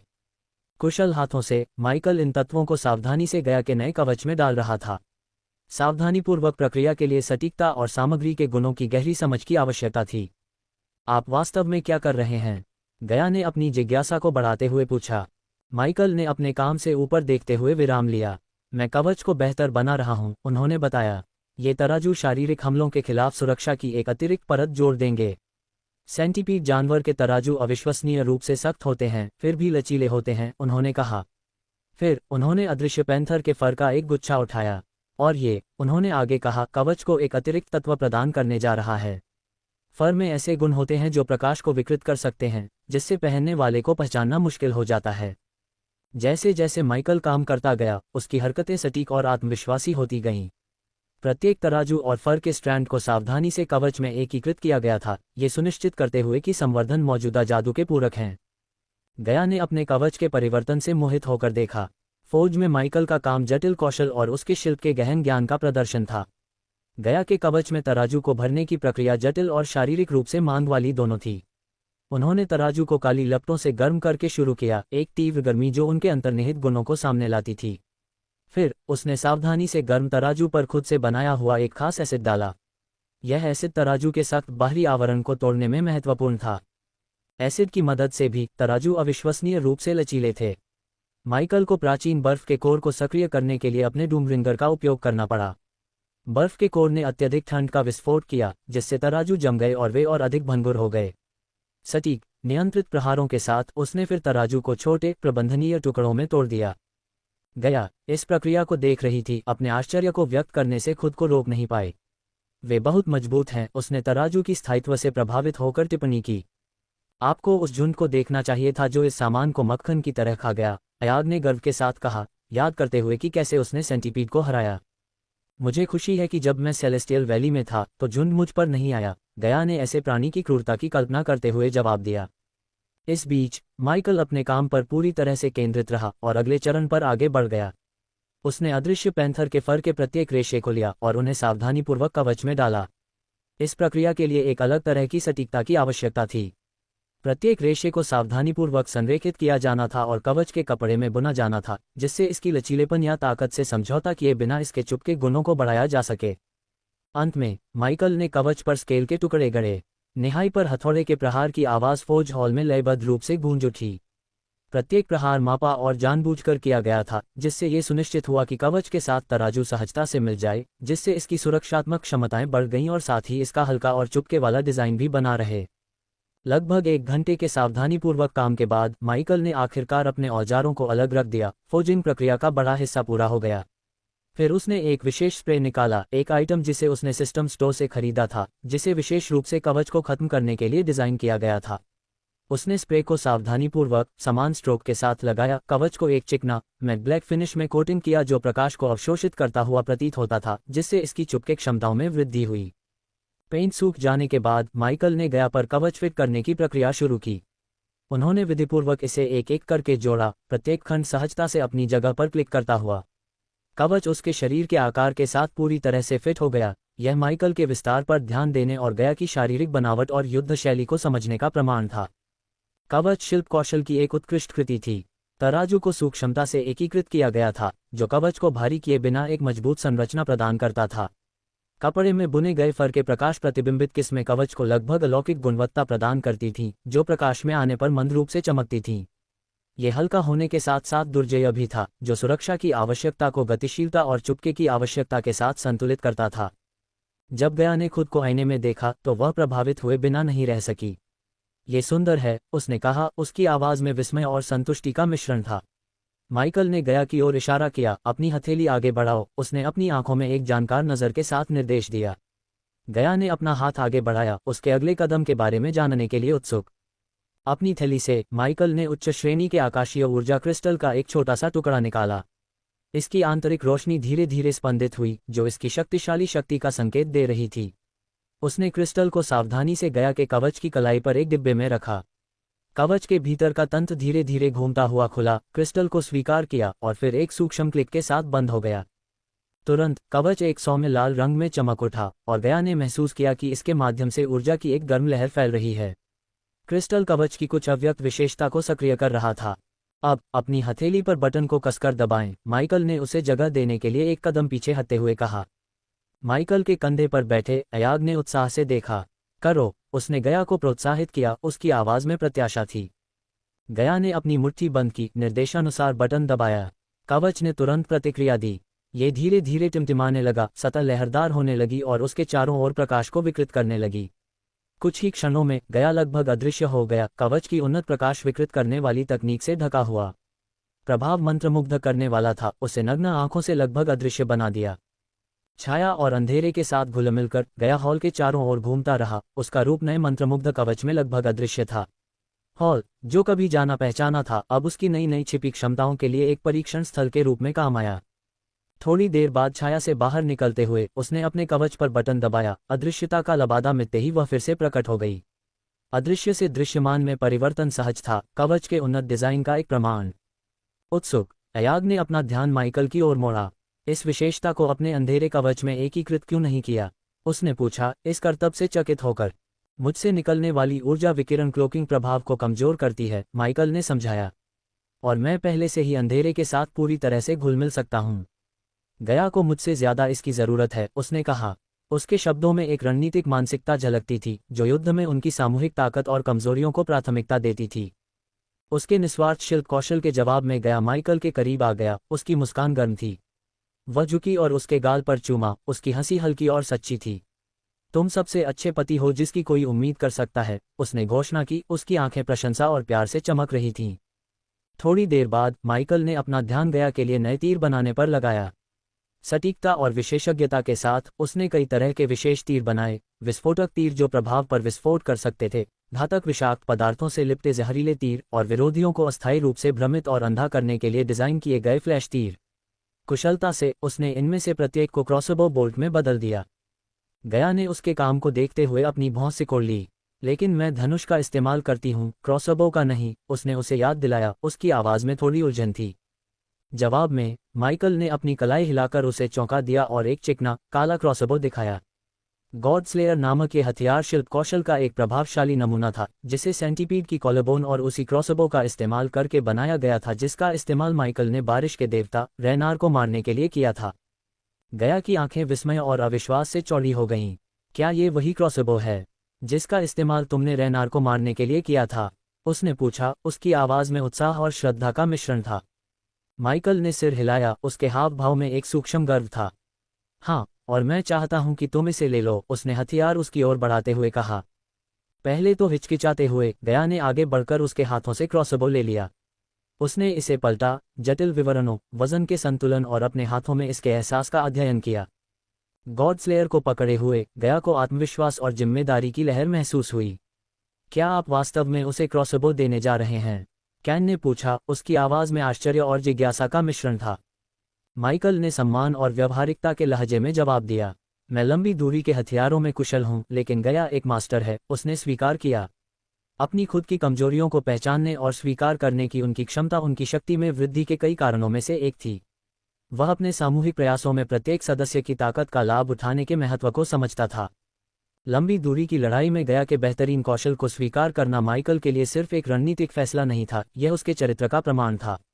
वह अपनी क्षमताओं में इतना आश्वस्त था कि वह गया के कौशल की प्रशंसा कर सकता था और उस पर भरोसा कर सकता था।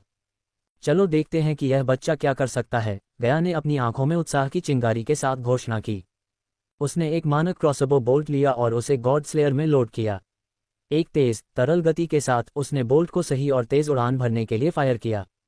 बिना एक पल भी चूके उसने जल्दी से एक और बोल्ट लोड किया और उसे छोड़ दिया।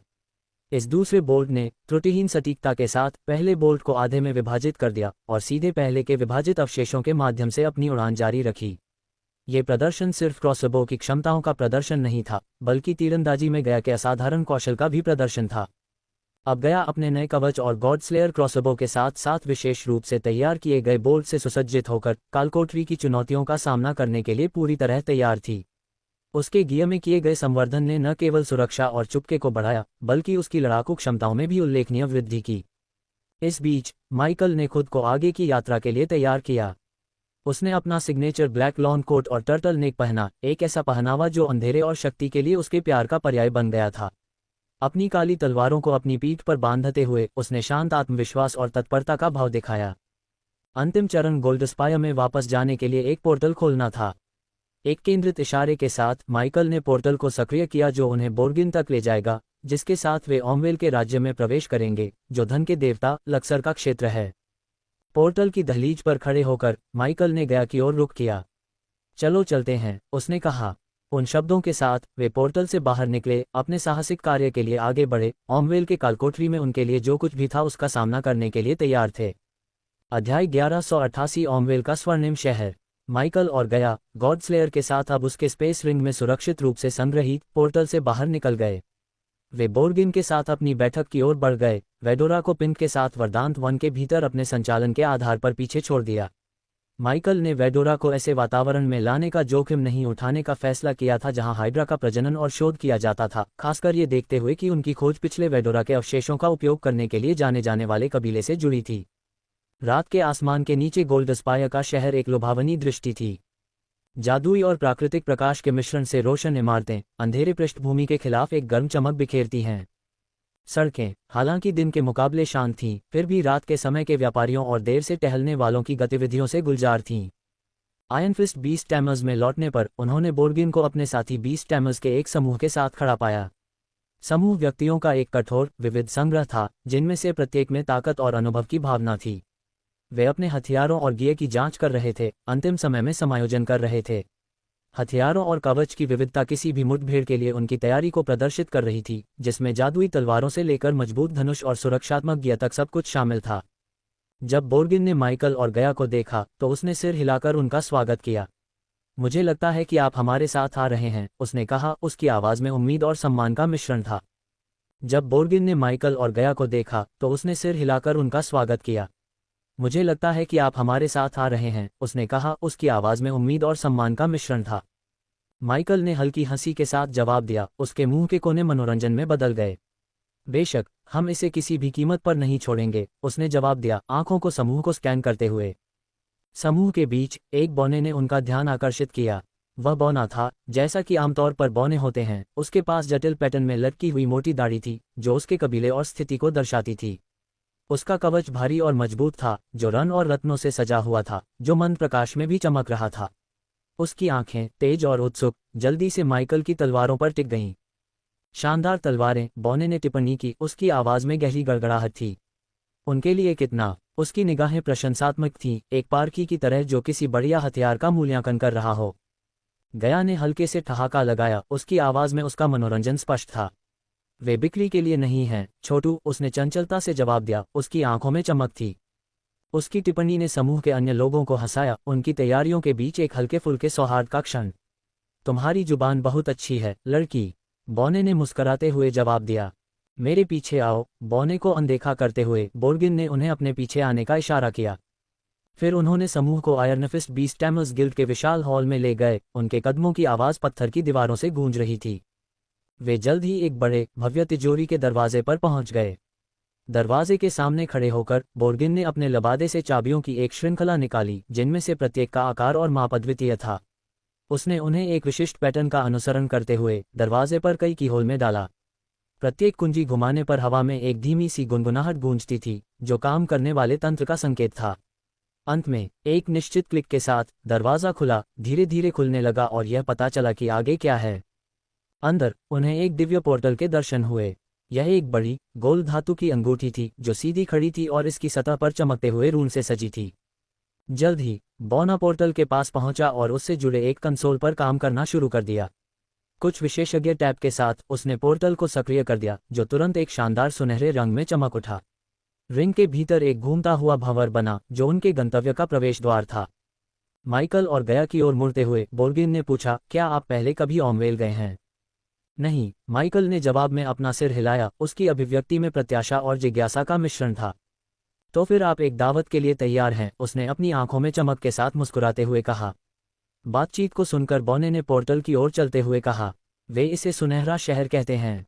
जब तक आप इसे अपनी आंखों से नहीं देख लेते, तब तक प्रतीक्षा करें, उसने अपनी आवाज़ में गर्व का भाव व्यक्त करते हुए कहा।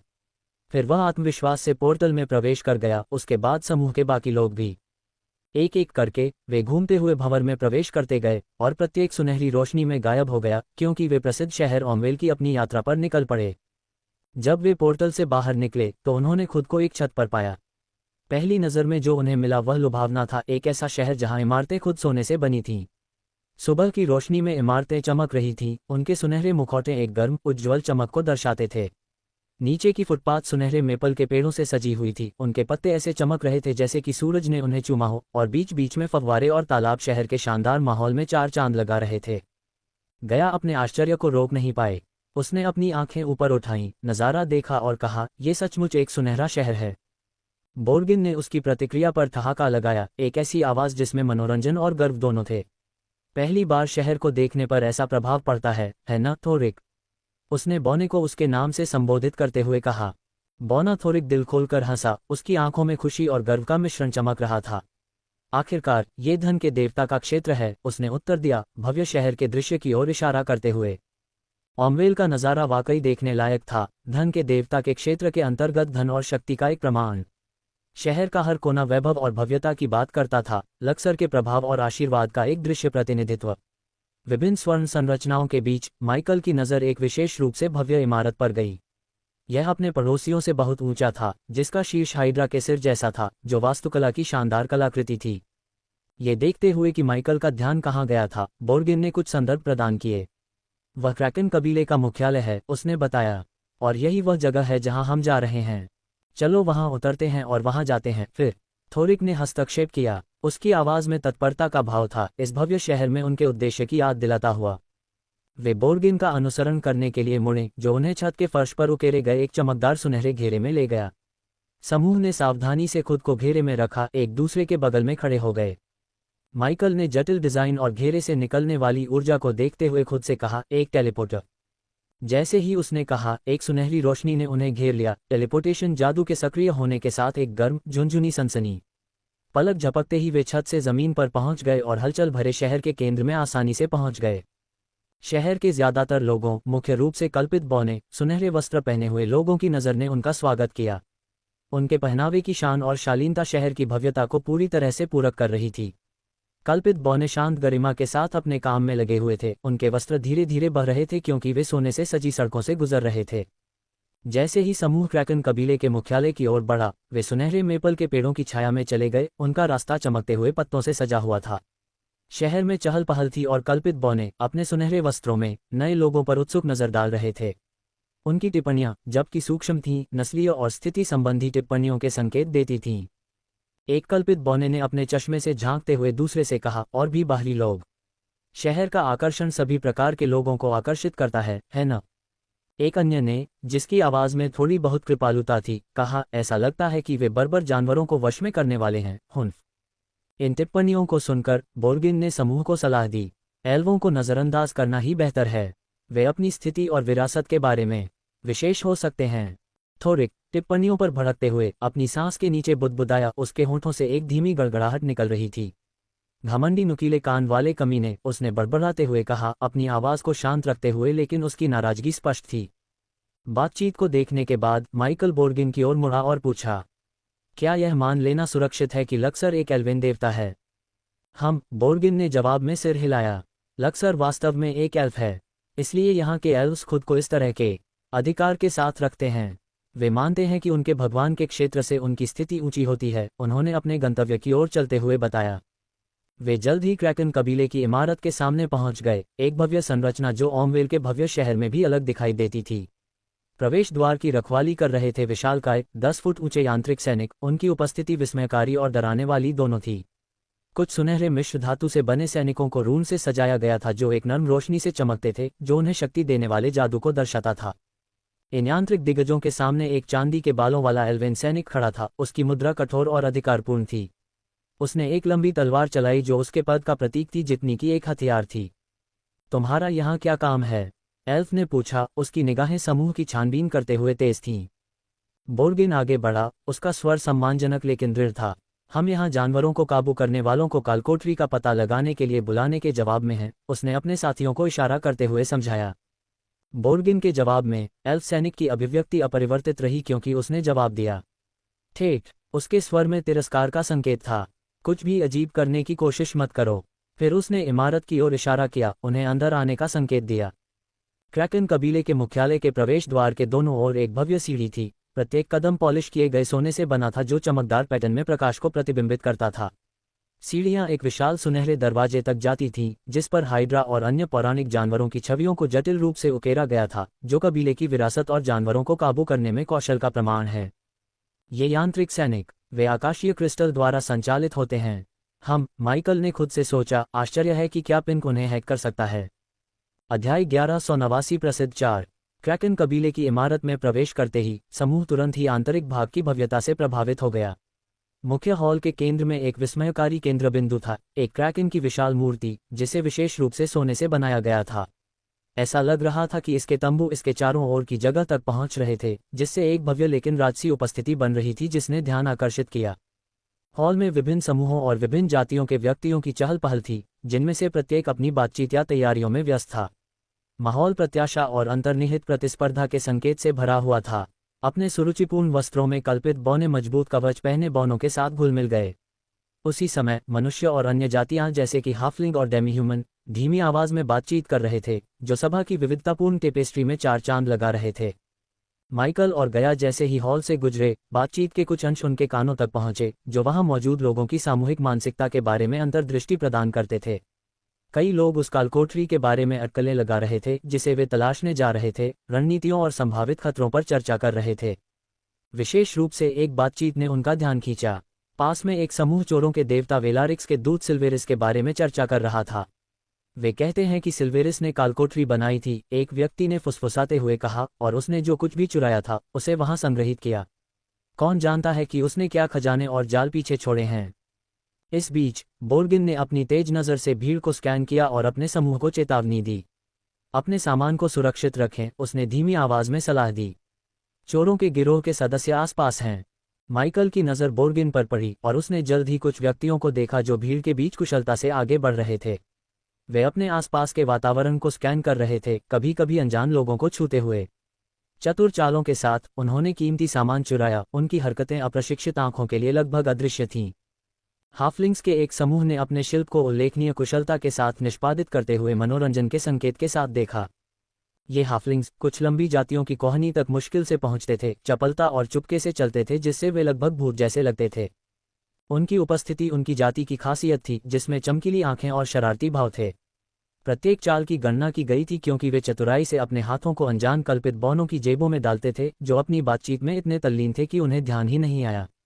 हाफलिंग्स की फुर्तीली उंगलियों ने कल्पित बौनों के पस और गहनों को उतार दिया और फिर उन्हें हाफलिंग्स द्वारा ढोए जाने वाले छोटे थैलों में डाल दिया। अन्य जातियों की तुलना में ऑक्स की स्पष्ट कमी को देखते हुए गया ने महसूस किया कि नश्वर क्षेत्र में ऑक्स की तरह देवताओं के क्षेत्र में रहने वाले लोग युद्ध की तुलना में विद्वानों की खोज को प्राथमिकता देते हुए अधिक शांतिवादी जीवन शैली पसंद करते थे। फिर माइकल की ओर मुड़ते हुए गया ने फुसफुसाते हुए एक सवाल पूछा। उसकी नज़र हॉल में गश्त कर रहे यांत्रिक सैनिकों की ओर थी। उनके भारी कदमों की आवाज़ धातु की धमक के साथ गूंज रही थी, जो अंतरिक्ष में गूंज रही थी। क्या आप इन यांत्रिक सैनिकों के साधना स्तर को देख सकते हैं? उसने चुपचाप पूछा। माइकल ने सैनिकों को करीब से देखा, चमकते हुए रूनों और उनके चलने के सहज तरीके को देखा। वे आकाशीय क्रिस्टल द्वारा संचालित प्रतीत होते हैं, उसने धीमी आवाज में जवाब दिया। और रूनों के साथ साथ उनका निर्माण कैसे किया जाता है? ऐसा लगता है कि उन्हें उनके साधना स्तरों में हेरफेर करने के लिए डिज़ाइन किया गया है। उनके आकलन ने ओमवेल में उच्च स्तर की तकनीकी और जादुई उन्नति की बात की, जहां एक इमारत के संरक्षक भी अपनी शक्ति के स्तर को आवश्यकतानुसार समायोजित करने के लिए पर्याप्त परिष्कृत हो सकते हैं। अचानक एक सूक्ष्म लेकिन ध्यान देने योग्य कंपन जमीन के माध्यम से उठी, जिससे हलचल भरा हॉल शांत हो गया। सिर एक साथ गड़बड़ी के स्रोत की ओर मुड़े, हवा में प्रत्याशा की भावना भर गई। एक और यांत्रिक सैनिक, जो दूसरों से अलग था, ने अपना प्रवेश किया। ये लंबा और अधिक मजबूत था, इसका शरीर रून की एक जटिल सरणी से सुशोभित था। सैनिक के सुनहरे शरीर को लाल अस्तर से सजाया गया था और इसकी आंखें गहरे, अशुभ लाल रंग की चमकती थीं, जो इसे एक प्रभावशाली उपस्थिति देती थीं। ये सैनिक स्पष्ट रूप से उच्च पद या विशेषज्ञता का था। इसका डिज़ाइन उन्नत क्षमताओं और ताकत का सुझाव देता है। इस दुर्जय रक्षक के पीछे एक भूरे बालों वाला बुजुर्ग था, जो सुनहरे वस्त्र पहने हुए एक इंसान था जो उसके पीछे सुरुचिपूर्ण ढंग से बह रहा था। उसकी लंबी दाढ़ी और बुद्धिमान, अनुभवी चेहरा अधिकार और अनुभव की भावना व्यक्त करता था। भीड़ चुपचाप देखती रही, क्योंकि बुजुर्ग कमरे में एक ऊंचे मंच की ओर बढ़ रहा था। जैसे ही वह मंच पर सीढ़ियों पर चढ़ गया, यांत्रिक सैनिक ने पास में एक स्थान ले लिया। मंच पर एक गरिमापूर्ण मुद्रा में खड़े बुजुर्ग ने स्पष्ट, मजबूत आवाज में अपना परिचय दिया। मैं डेरेलियस क्रैकन हूँ, क्रैकन कबीले के बुजुर्गों में से एक, उन्होंने घोषणा की। उनकी निगाह दर्शकों पर घूम रही थी। मैं आप सभी का स्वागत करता हूं और हमारे आह्वान पर ध्यान देने के लिए आपका धन्यवाद करता हूं, डेरेलियस ने कहा। उसका स्वर गर्म और अधिकारपूर्ण था। मैं सीधे मुद्दे पर आता हूं। कालकोठरी 3 दिनों में खुल जाएगी और आपके पास खुद को तैयार करने के लिए ये समय है। सुंदर कवच पहने एक योगिनी ने एक प्रश्न उठाया। उसकी आवाज़ बड़े हॉल में थोड़ी गूंज रही थी। क्या आप जानते हैं कि हम कालकोठरी के अंदर क्या उम्मीद कर सकते हैं? उसने पूछा। उसका आसन सीधा था, जो उत्तर में उसकी गहरी दिलचस्पी को दर्शाता था। जवाब में डेरेलियस ने सिर हिलाया, उसकी अभिव्यक्ति गंभीर थी। चून की कालकोठरी चोरों के देवता वेलारिक्स के एक देवदूत की है, और इस देवदूत के बारे में अफवाह है कि वह पौराणिक चोर सिल्वेरिस है, इसलिए आपको जितना आप सोच सकते हैं उससे कहीं अधिक खतरनाक जाल की उम्मीद करनी चाहिए। वह एक पल के लिए रुका, ये सुनिश्चित करते हुए कि उसने सभी का ध्यान आकर्षित किया है। रूनमास्टर्स और विद्वानों की हमारी टीम को संदेह है कि कालकोठरी में विशेष सरनियां हो सकती हैं। ये या तो आपकी साधना को दबा सकते हैं या फिर कालकोठरी के कुछ हिस्सों में आकाशीय ऊर्जा से आपके संबंध को पूरी तरह से काट सकते हैं। इसका मतलब है कि आप अंदर रहते हुए अपनी साधना शक्तियों तक पहुंच हो सकते हैं। डेरेलियस क्रैकन, उनकी आवाज़ अधिकार से गूंज रही थी। उन्होंने अपना संबोधन जारी रखा। अप्रत्याशित की अपेक्षा करें, उन्होंने चेतावनी दी। उनकी आंखें भीड़ को स्कैन कर रही थीं, ये सुनिश्चित करते हुए कि उनके शब्दों की गंभीरता को समझा गया। हमें विश्वास है कि सिल्वारिस ने कालकोठरी के केंद्र में अन्य खजानों के साथ वेदोरा के कुछ अस्थि टुकड़े संग्रहित किए हैं। क्रैकन कबीले को इन अवशेषों की आवश्यकता है। जो कोई भी इन अवशेषों को बिना छुए हमारे पास लाएगा, उसे हमारे कबीले की ओर से एक अनुग्रह प्राप्त होगा। उन्होंने प्रत्येक शब्द पर जोर देते हुए कहा। उनके कथन में एक महत्वपूर्ण इनाम की पेशकश करते हुए एक आदेश और एक छिपी हुई धमकी का भाव भी था। हम अपनी ओर से कबीले के सदस्यों की अपनी टीम को कालकोठरी में भेजेंगे, जिसमें ओमवेल के कुछ प्रसिद्ध व्यक्ति भी शामिल होंगे। जब उनके शब्द समझ में आए तो हॉल में सन्नाटा छा गया। उपस्थित लोग आपस में बड़बड़ाने लगे, ये सोचते हुए कि ये प्रसिद्ध व्यक्ति कौन हो सकते हैं। हवा अटकलों और जिज्ञासा से भरी हुई थी। भीड़ के बीच में माइकल और गया ने अपने आसपास के लोगों से फुसफुसाते हुए बातचीत के अंश सुने।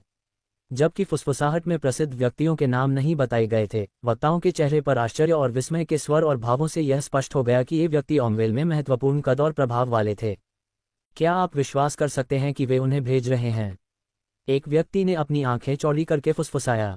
ये जितना हमने सोचा था उससे कहीं ज्यादा चुनौतीपूर्ण होने वाला है, एक और ने बड़बड़ाते हुए कहा। उनकी आवाज में चिंता का संकेत था। जब भीड़ उत्सुकता से आगे क्या होने वाला है इसका इंतजार कर रही थी, तो हॉल में बुजुर्ग की आवाज गूंज उठी। क्या हम उनका स्वागत करेंगे? उनके हाथों की ताली के साथ उनके ऊपर की सुनहरी छत धीरे धीरे खुलने लगी, जिससे ऊपर आसमान दिखाई देने लगा। जब सुनहरी छत अलग हुई तो सबसे पहले आसमान से उतरने वाली एक युवती थी जिसके बाल लाल थे। वह लाल रंग के तराजू वाले एक राजसी ड्रैगन पर सवार थी, जिसकी नीली आंखें नीलम की तरह चमक रही थीं। ड्रैगन के पंख शान से खुले हुए थे, जिससे भीड़ पर एक बड़ी छाया पड़ रही थी। हॉल में तुरंत फुसफुसाहटें गूंजने लगीं। क्या वह लिसांद्रा है? किसी ने चौंकते हुए कहा। उनकी आवाज में अविश्वास था। एलिमेंटल अट्यूनमेंट दायरे के ड्रैगन पर सवार। उस चीज के आकार को देखो, एक और ने कहा। उनकी आंखें विस्मय से चौड़ी हो गईं। वे कहते हैं कि उसने इसे खुद ही वश में कर लिया, एक ऐसा कारनामा जिसकी कल्पना बहुत कम लोग कर सकते हैं। लिसेंड्रा के प्रभावशाली प्रवेश के बाद एक और आकृति ने भीड़ का ध्यान आकर्षित किया। सुनहरे बालों वाला एक युवा योगिनी आकाश से उतरा, जो चमकते हुए चांदी के कवच और धातु के पंखों से सुसज्जित था, जो प्रकाश को खूबसूरती से प्रतिबिंबित कर रहे थे। वह धीरे से उतरा, उसकी लंबी तलवार उसकी कमर पर म्यान में थी, जो वीरता की आभा बिखेर रही थी। अल्वियन, भीड़ में से एक योगिनी ने कहा। पहचान उनके चेहरे पर चमक ला रही थी। एक योद्धा जो वीरता और बहादुरी के देवता वेलोरियस की पूजा करता है। युद्ध में उनके कौशल पौराणिक हैं, किसी और ने कहा। ऐसा कहा जाता है कि उन्होंने कभी हार नहीं मानी। भीड़ के बीच बड़बड़ाहट और चर्चाएं तेज हो गईं, प्रशंसा, ईर्ष्या और उत्साह का मिश्रण। लिसेंड्रा और अल्वियन के आने के बाद दो और आकृतियां उतरीं, जिन्होंने दर्शकों को और अधिक मोहित कर दिया। एक बूढ़ी औरत अपनी पीठ को झुकाए हुए एक घूमते हुए चक्र पर तैरती हुई नीचे उतरी। वह गहरे रंग के वस्त्र पहने हुए थी और उसके हाथ में एक छड़ी थी जो रहस्यमयी ऊर्जा से धड़क रही थी। ये शार थी, जो प्लेग के देवता मोरबस के प्रति अपनी भक्ति के लिए जानी जाती थी। उसके आगमन से भीड़ में भय की लहर दौड़ गई। शार, किसी ने फुसफुसाते हुए कहा। उनकी आवाज में खौफ की झलक थी। उसने जो अकाल फैलाया था उसे याद करो। हाँ, एक और आवाज ने सांस की आवाज से बमुश्किल आवाज मिलाई। एक पूरे गांव ने एक देवता की पूजा करने से इनकार कर दिया और उसने उन पर जहरीली महामारी ला दी, उन सभी को मिटा दिया। उनके स्वर में भय स्पष्ट था, जो शार की दुर्जय शक्तियों और उसके भगवान की निर्दयी इच्छा का प्रमाण था। प्रवेश करने वाला अंतिम व्यक्ति चांदी के बाल और तीखी हरी आंखों वाला एक युवक था। वह एक डार्क एल्फ था, जो काले वस्त्र पहने हुए था, दो छोटे खंजर से लैस था और उसकी पीठ पर एक धनुष और तरकश बंधा हुआ था। वह कौन है? एक बौने ने पूछा, जो डार्क एल्फ की पहचान के बारे में अनभिज्ञ था। वह जिन है, किसी ने बड़बड़ाते हुए कहा। उनकी आंखें डार्क एल्फ पर टिकी थीं। उसे मृत्यु के चुने हुए लोगों में से एक कहा जाता है। मैंने सुना है कि वह छाया की तरह चल सकता है, एक और ने कहा। उनकी आवाज़ में प्रशंसा और बेचैनी का मिश्रण था। वे कहते हैं कि वह कभी भी हत्या में विफल नहीं हुआ है। यह मुझे हेवनली गेट्स प्रतियोगिता के समय की याद दिलाता है, माइकल ने पुरानी यादों को महसूस करते हुए हंसते हुए कहा। मुझे लगता है कि यह किसी बहुत बुरे चेहरे के साथ समाप्त होने वाला है। थप्पड़ मारो, गया ने माइकल से फुसफुसाकर कहा। अध्याय 1190 गया का देवत्व स्तर। जब 4 शानदार आकृतियां मंच पर उतरी तो लिसांड्रा का ड्रैगन अपने पंखों की शक्तिशाली धड़कन के साथ बादलों में उड़ गया, जिससे वह मंच पर शान से खड़ी रह गई। राजसी प्राणी के आकाश में पीछे हटने के दृश्य ने दृश्य में नाटक और तमाशा की एक अतिरिक्त परत जोड़ दी। एल्डर डेरेलियस क्रैकन मंच पर खड़ा था, उसकी आंखों में उसके सामने खड़े व्यक्तियों के लिए गहरा सम्मान झलक रहा था। क्रैकन कबीला हमारे सम्मान का जवाब देने के लिए आपका ऋणी है, सम्मानित नायक, डेरेलियस ने सम्मानपूर्वक कहा। जिन और शार की प्रतिष्ठा के बावजूद एल्डर ने कोई अशिष्टता दिखाने की हिम्मत नहीं की। इसके बजाय उन्होंने उन्हें वही सम्मान दिया जो उन्होंने लिसांड्रा और अल्वियन को दिया था। हालांकि वेलोरियस के उपासक अल्वियन ने शार के प्रति अपना असंतोष खुले तौर पर प्रदर्शित किया। अराजकता पैदा करना और विपत्तियां फैलाना आपके साथ कैसा व्यवहार कर रहा है, शार? अल्वियन ने उससे और उसके द्वारा पूजे जाने वाले भगवान के प्रति अपनी घृणा को छिपाने की जहमत नहीं उठाई। एक ऐसे भगवान का पालतू कुत्ता बनने से बेहतर है जो सोचता है कि दुनिया उसके इर्द गिर्द घूमती है, अल्वियन, शार ने ठहाका लगाते हुए जवाब दिया। इस बीच लिसांड्रा और जिन चुप रहे। दूसरी ओर माइकल और गया सहित अन्य लोग इन चारों के बीच बातचीत को देखते रहे, बाकी लोगों की तरह ही एक शब्द भी नहीं बोले। यह अभी भी बिना किसी डोमेन या वफादार उपासकों के भगवान की पूजा करने से बेहतर है। वेलोरियस को लोगों को उसकी पूजा करने के लिए मजबूर करने की जरूरत नहीं है, और वह निश्चित रूप से अपने दुष्ट गुर्गों को महामारी फैलाने और निर्दोष लोगों को मारने का आदेश नहीं देता है, अल्वियन ने शार के हालिया अत्याचार की ओर इशारा करते हुए कहा। यह हमारी बहस के लिए जगह नहीं है, अल्वियन, शार, लिसांड्रा ने आखिरकार शांति से कहा। जिस तरह से उसने बात की और खुद को पेश किया, उसने माइकल को सेशात की याद दिला दी। जितना अधिक वह उसे देखता उतना ही उसे लगता कि लिसांड्रा सेशात की पूजा करती है। लेकिन माइकल के लिए यह देखना आश्चर्यजनक था कि शेषत का उपासक ड्रैगन की सवारी कर रहा था, जो युद्ध और हिंसा का प्रतीक है। आप सही कह रहे हैं, हड्डियों के एक दुष्ट थैले से बात करने का कोई मतलब नहीं है, अल्वियन ने अपनी ठंडी नज़र शार से दूर करने से पहले हंसते हुए कहा। अल्वियन की टिप्पणी के जवाब में शार बस चुप रहा। इसने सभी को न्याय के लिए अल्वियन की युवावस्था की प्यास और बुढ़ापे के साथ आए शार के चुप रहने के ज्ञान के बीच का अंतर दिखाया। दूसरी ओर जिन बस उस कोने में खड़ा था जहां छायाएं थीं, और वह लगभग अदृश्य हो गया था। कृपया हमें और दूसरों को इस कालकोठरी के बारे में और बताएं, एल्डर डेरेलियस, लिसांड्रा ने कहा। हमारे पास यह मानने के कारण भी हैं कि कालकोठरी में अलग अलग प्रवेश द्वार हैं, जिनमें से प्रत्येक भूलभुलैया जैसे रास्तों की ओर जाता है। एल्डर ने रुककर जानकारी को भीड़ में समाहित होने दिया। हमारे रनमास्टर्स का मानना है कि इन भूलभुलैयाओं को पार करने के लिए उतनी ही बुद्धि की आवश्यकता होगी जितनी ताकत की। इसलिए अपने दिमाग का इस्तेमाल अपनी ताकत के साथ साथ करना भी बुद्धिमानी है, उन्होंने सलाह दी। डेरेलियस ने आगे बढ़ने से पहले अपने विचारों को इकट्ठा करने के लिए एक पल लिया। एक बार अंदर जाने के बाद मैं इन प्रतिष्ठित नायकों का अनुसरण करने या कम से कम उनके साथ काम करने की सलाह दूंगा। उन्हें आपको अंदर के खजाने तक ले जाने दें। उन लोगों के साथ जुड़ना समझदारी है जिन्होंने युद्ध में और इस तरह की कालकोठरी में खुद को साबित किया है, उन्होंने मंच पर 4 आकृतियों की ओर इशारा करते हुए सुझाव दिया। उनकी सलाह ने उन चुनौतियों में रणनीति और गठबंधन के महत्व को उजागर किया जिनका वे सामना करने वाले थे। माइकल और गया के आसपास भीड़ से विभिन्न आवाजें बुजुर्ग की सलाह पर अपने विचार व्यक्त करने लगीं। एक अनुभवी योद्धा, जिसका कवच युद्ध में जख्मी था, ने सहमति में सिर हिलाया। उनका अनुसरण करना एक ठोस योजना की तरह लगता है। उनके पास वह अनुभव है जिसका हम उपयोग कर सकते हैं, उन्होंने कहा। उनकी आवाज में व्यावहारिकता का लहजा था। एक युवा साहसी, जिसकी आंखें महत्वाकांक्षा से भरी हुई थीं, असहमत थी। मुझे किसी के पीछे पीछे चलने की जरूरत नहीं है, मैं अपना रास्ता खुद ढूंढ सकती हूँ और मुझे खजाने को साझा नहीं करना पड़ेगा, उसने जवाब दिया। उसके रूप में उसका आत्मविश्वास स्पष्ट था। भाड़े के सैनिकों का एक समूह आपस में चर्चा करते हुए एक साथ इकट्ठा हुआ। टीम बनाना इतना बुरा विचार नहीं हो सकता है, संख्या में ताकत होती है, एक ने विकल्पों को तौलने की कोशिश करते हुए सुझाव दिया। हालांकि एक अभिमानी रईस, जो अलंकृत सजावटी कवच से सुसज्जित था, ने इस विचार का उपहास किया। उनका पीछा करो, मुझे नहीं लगता मेरे कौशल पर्याप्त से अधिक हैं, मैं किसी के साथ महिमा या लूट साझा करने का इरादा नहीं रखता, उसने घोषणा की। उसकी आवाज़ तिरस्कार से भरी हुई थी। एक और आवाज़, जो अधिक उम्र की और अधिक अनुभवी थी, ने सावधानी के लहजे में कहा, इस कालकोठरी को कम मत समझो, ये केवल लड़ने के बारे में नहीं है, ये जीवित रहने के बारे में है। अहंकार तुम्हारा पतन हो सकता है। हमारी योजना क्या है? गाया ने मार्गदर्शन के लिए माइकल से पूछा।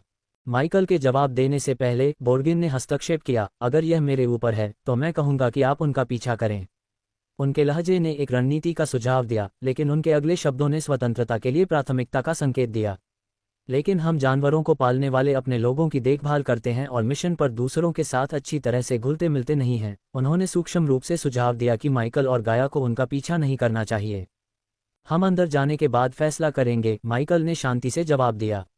सच में, वह जानवरों को काबू करने वालों के साथ उलझना पसंद नहीं करता था। हालांकि वह गाया की भावनाओं से वाकिफ था। वह राक्षसों की देवी के रूप में कार्य करने के लिए बाध्य महसूस करती थी, खासकर तब जब बोर्गिन ने जानवरों और राक्षसों को मारने की बात स्वीकार की थी। इसने उसके अंदर अपने उपासकों की रक्षा करने और जानवरों को काबू करने वालों के हाथों मारे गए लोगों का बदला लेने का दृढ़ संकल्प जगाया।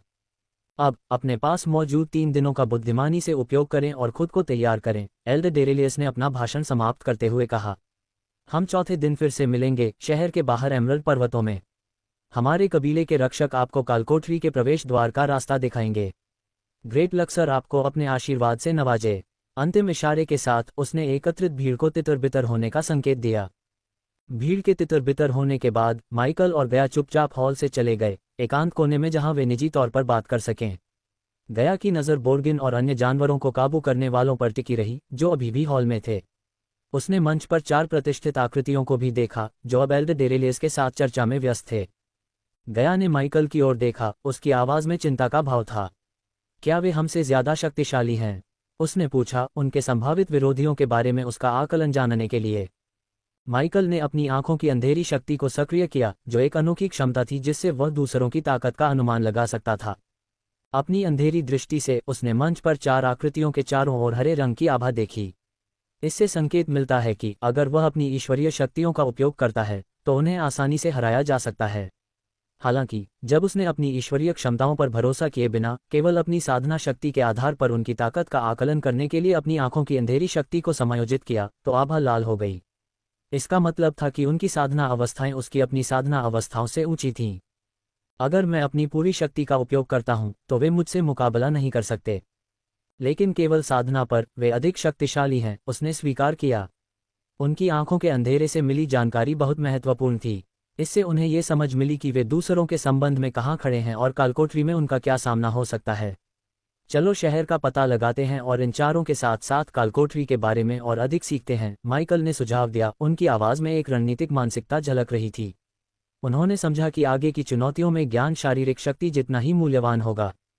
मैं अपने देवत्व और वेदोरा और उनके प्रकार के बारे में और अधिक जानना चाहती हूँ, उसने अपनी शक्तियों और उन प्राणियों की प्रकृति के बारे में गहराई से जानने की इच्छा व्यक्त करते हुए कहा, जिनसे वह जुड़ाव महसूस करती थी। माइकल और गया क्रैकन कबीले की इमारत से बाहर निकले और खुद को सबसे धनी स्वर्ण शहर ओमवेल की चहल पहल भरी सड़कों में डुबो लिया। घूमते घूमते वे शानदार शराबखानों, रेस्तरां, लोहार की दुकानों और आभूषणों की दुकानों से गुजरे। प्रत्येक प्रतिष्ठान पिछले से ज्यादा भव्य था, जो शहर की अपार संपदा और समृद्धि को दर्शाता था। आखिरकार उनकी खोज उन्हें शहर के केंद्र में ले आई, जहां उन्हें एक शानदार संरचना मिली जिसने तुरंत उनका ध्यान आकर्षित किया। यह एक मंदिर था जो उनके द्वारा देखी गई किसी भी अन्य इमारत की तुलना में अधिक भव्य और अधिक भव्य था। ये लक्सर का मंदिर होना चाहिए, गया ने विस्मय से अपनी आंखें चौड़ी करते हुए टिप्पणी की। मंदिर वास्तुकला का एक अद्भुत नमूना था, जिसकी दीवारें शुद्ध सोने की थीं और सूरज की रोशनी में चमकती थीं। कीमती रत्न और हीरे जटिल डिजाइनों में जड़े हुए थे, जो इसकी सतह को सुशोभित करते थे। प्रत्येक शानदार ढंग से चमक रहा था। मंदिर के राजसी शिखर आकाश की ओर बढ़ते थे और दिव्य आकृतियों की मूर्तियां, सावधानीपूर्वक नक्काशीदार और सोने की परत चढ़ी हुई, इसके प्रवेश द्वार पर पहरा देती थीं। मंदिर के डिजाइन का हर विवरण लक्सर, धन के देवता के प्रति इसके निर्माताओं की श्रद्धा और भक्ति को दर्शाता है। माइकल और गया ने मंदिर की प्रशंसा करते हुए अचानक एक छाया जमीन पर गिर गई, जिसने क्षण भर के लिए शानदार सुनहरी रोशनी को मंद कर दिया। सहज रूप से वे अन्य दर्शकों के साथ आकाश की ओर देखने लगे। छाया लिसांड्रा के ड्रैगन की थी, इसके लाल रंग के तराजू चमकीले नीले आकाश के विपरीत थे। ड्रैगन के शक्तिशाली पंख सुंदर ढंग से फड़फड़ा रहे थे, जिससे उनके ऊपर एक विस्मयकारी सिलहुट बन रहा था। ऊपर देखो, ये पहले वाला ड्रैगन है, दर्शकों में से एक ने कहा, उनकी आवाज़ उत्साह और आश्चर्य से भरी हुई थी। बहुत शानदार प्राणी, मैंने ऐसा कुछ पहले कभी नहीं देखा, एक अन्य व्यक्ति ने टिप्पणी की। उनकी आंखें ड्रैगन पर टिकी हुई थीं क्योंकि वह ऊपर की ओर उड़ रहा था। अप्रत्याशित रूप से ड्रैगन ने अपना सिर आकाश में घुमाया, उसकी तीखी नीली आंखें नीचे गया पर टिकी हुई थीं। भीड़ की बड़बड़ाहट तेज हो गई, उनके बीच विस्मय और जिज्ञासा का मिश्रण बढ़ रहा था। फिर एक तेज और सुंदर गति में ड्रैगन ने नीचे गोता लगाना शुरू कर दिया, उसके पंख हवा को चीरते हुए सीधे गया की ओर उड़ रहे थे। दर्शकों ने पीछे हटकर जगह बनाई क्योंकि ड्रैगन नियंत्रित सटीकता के साथ नीचे उतरा, उसके सामने सुंदर ढंग से उतरा।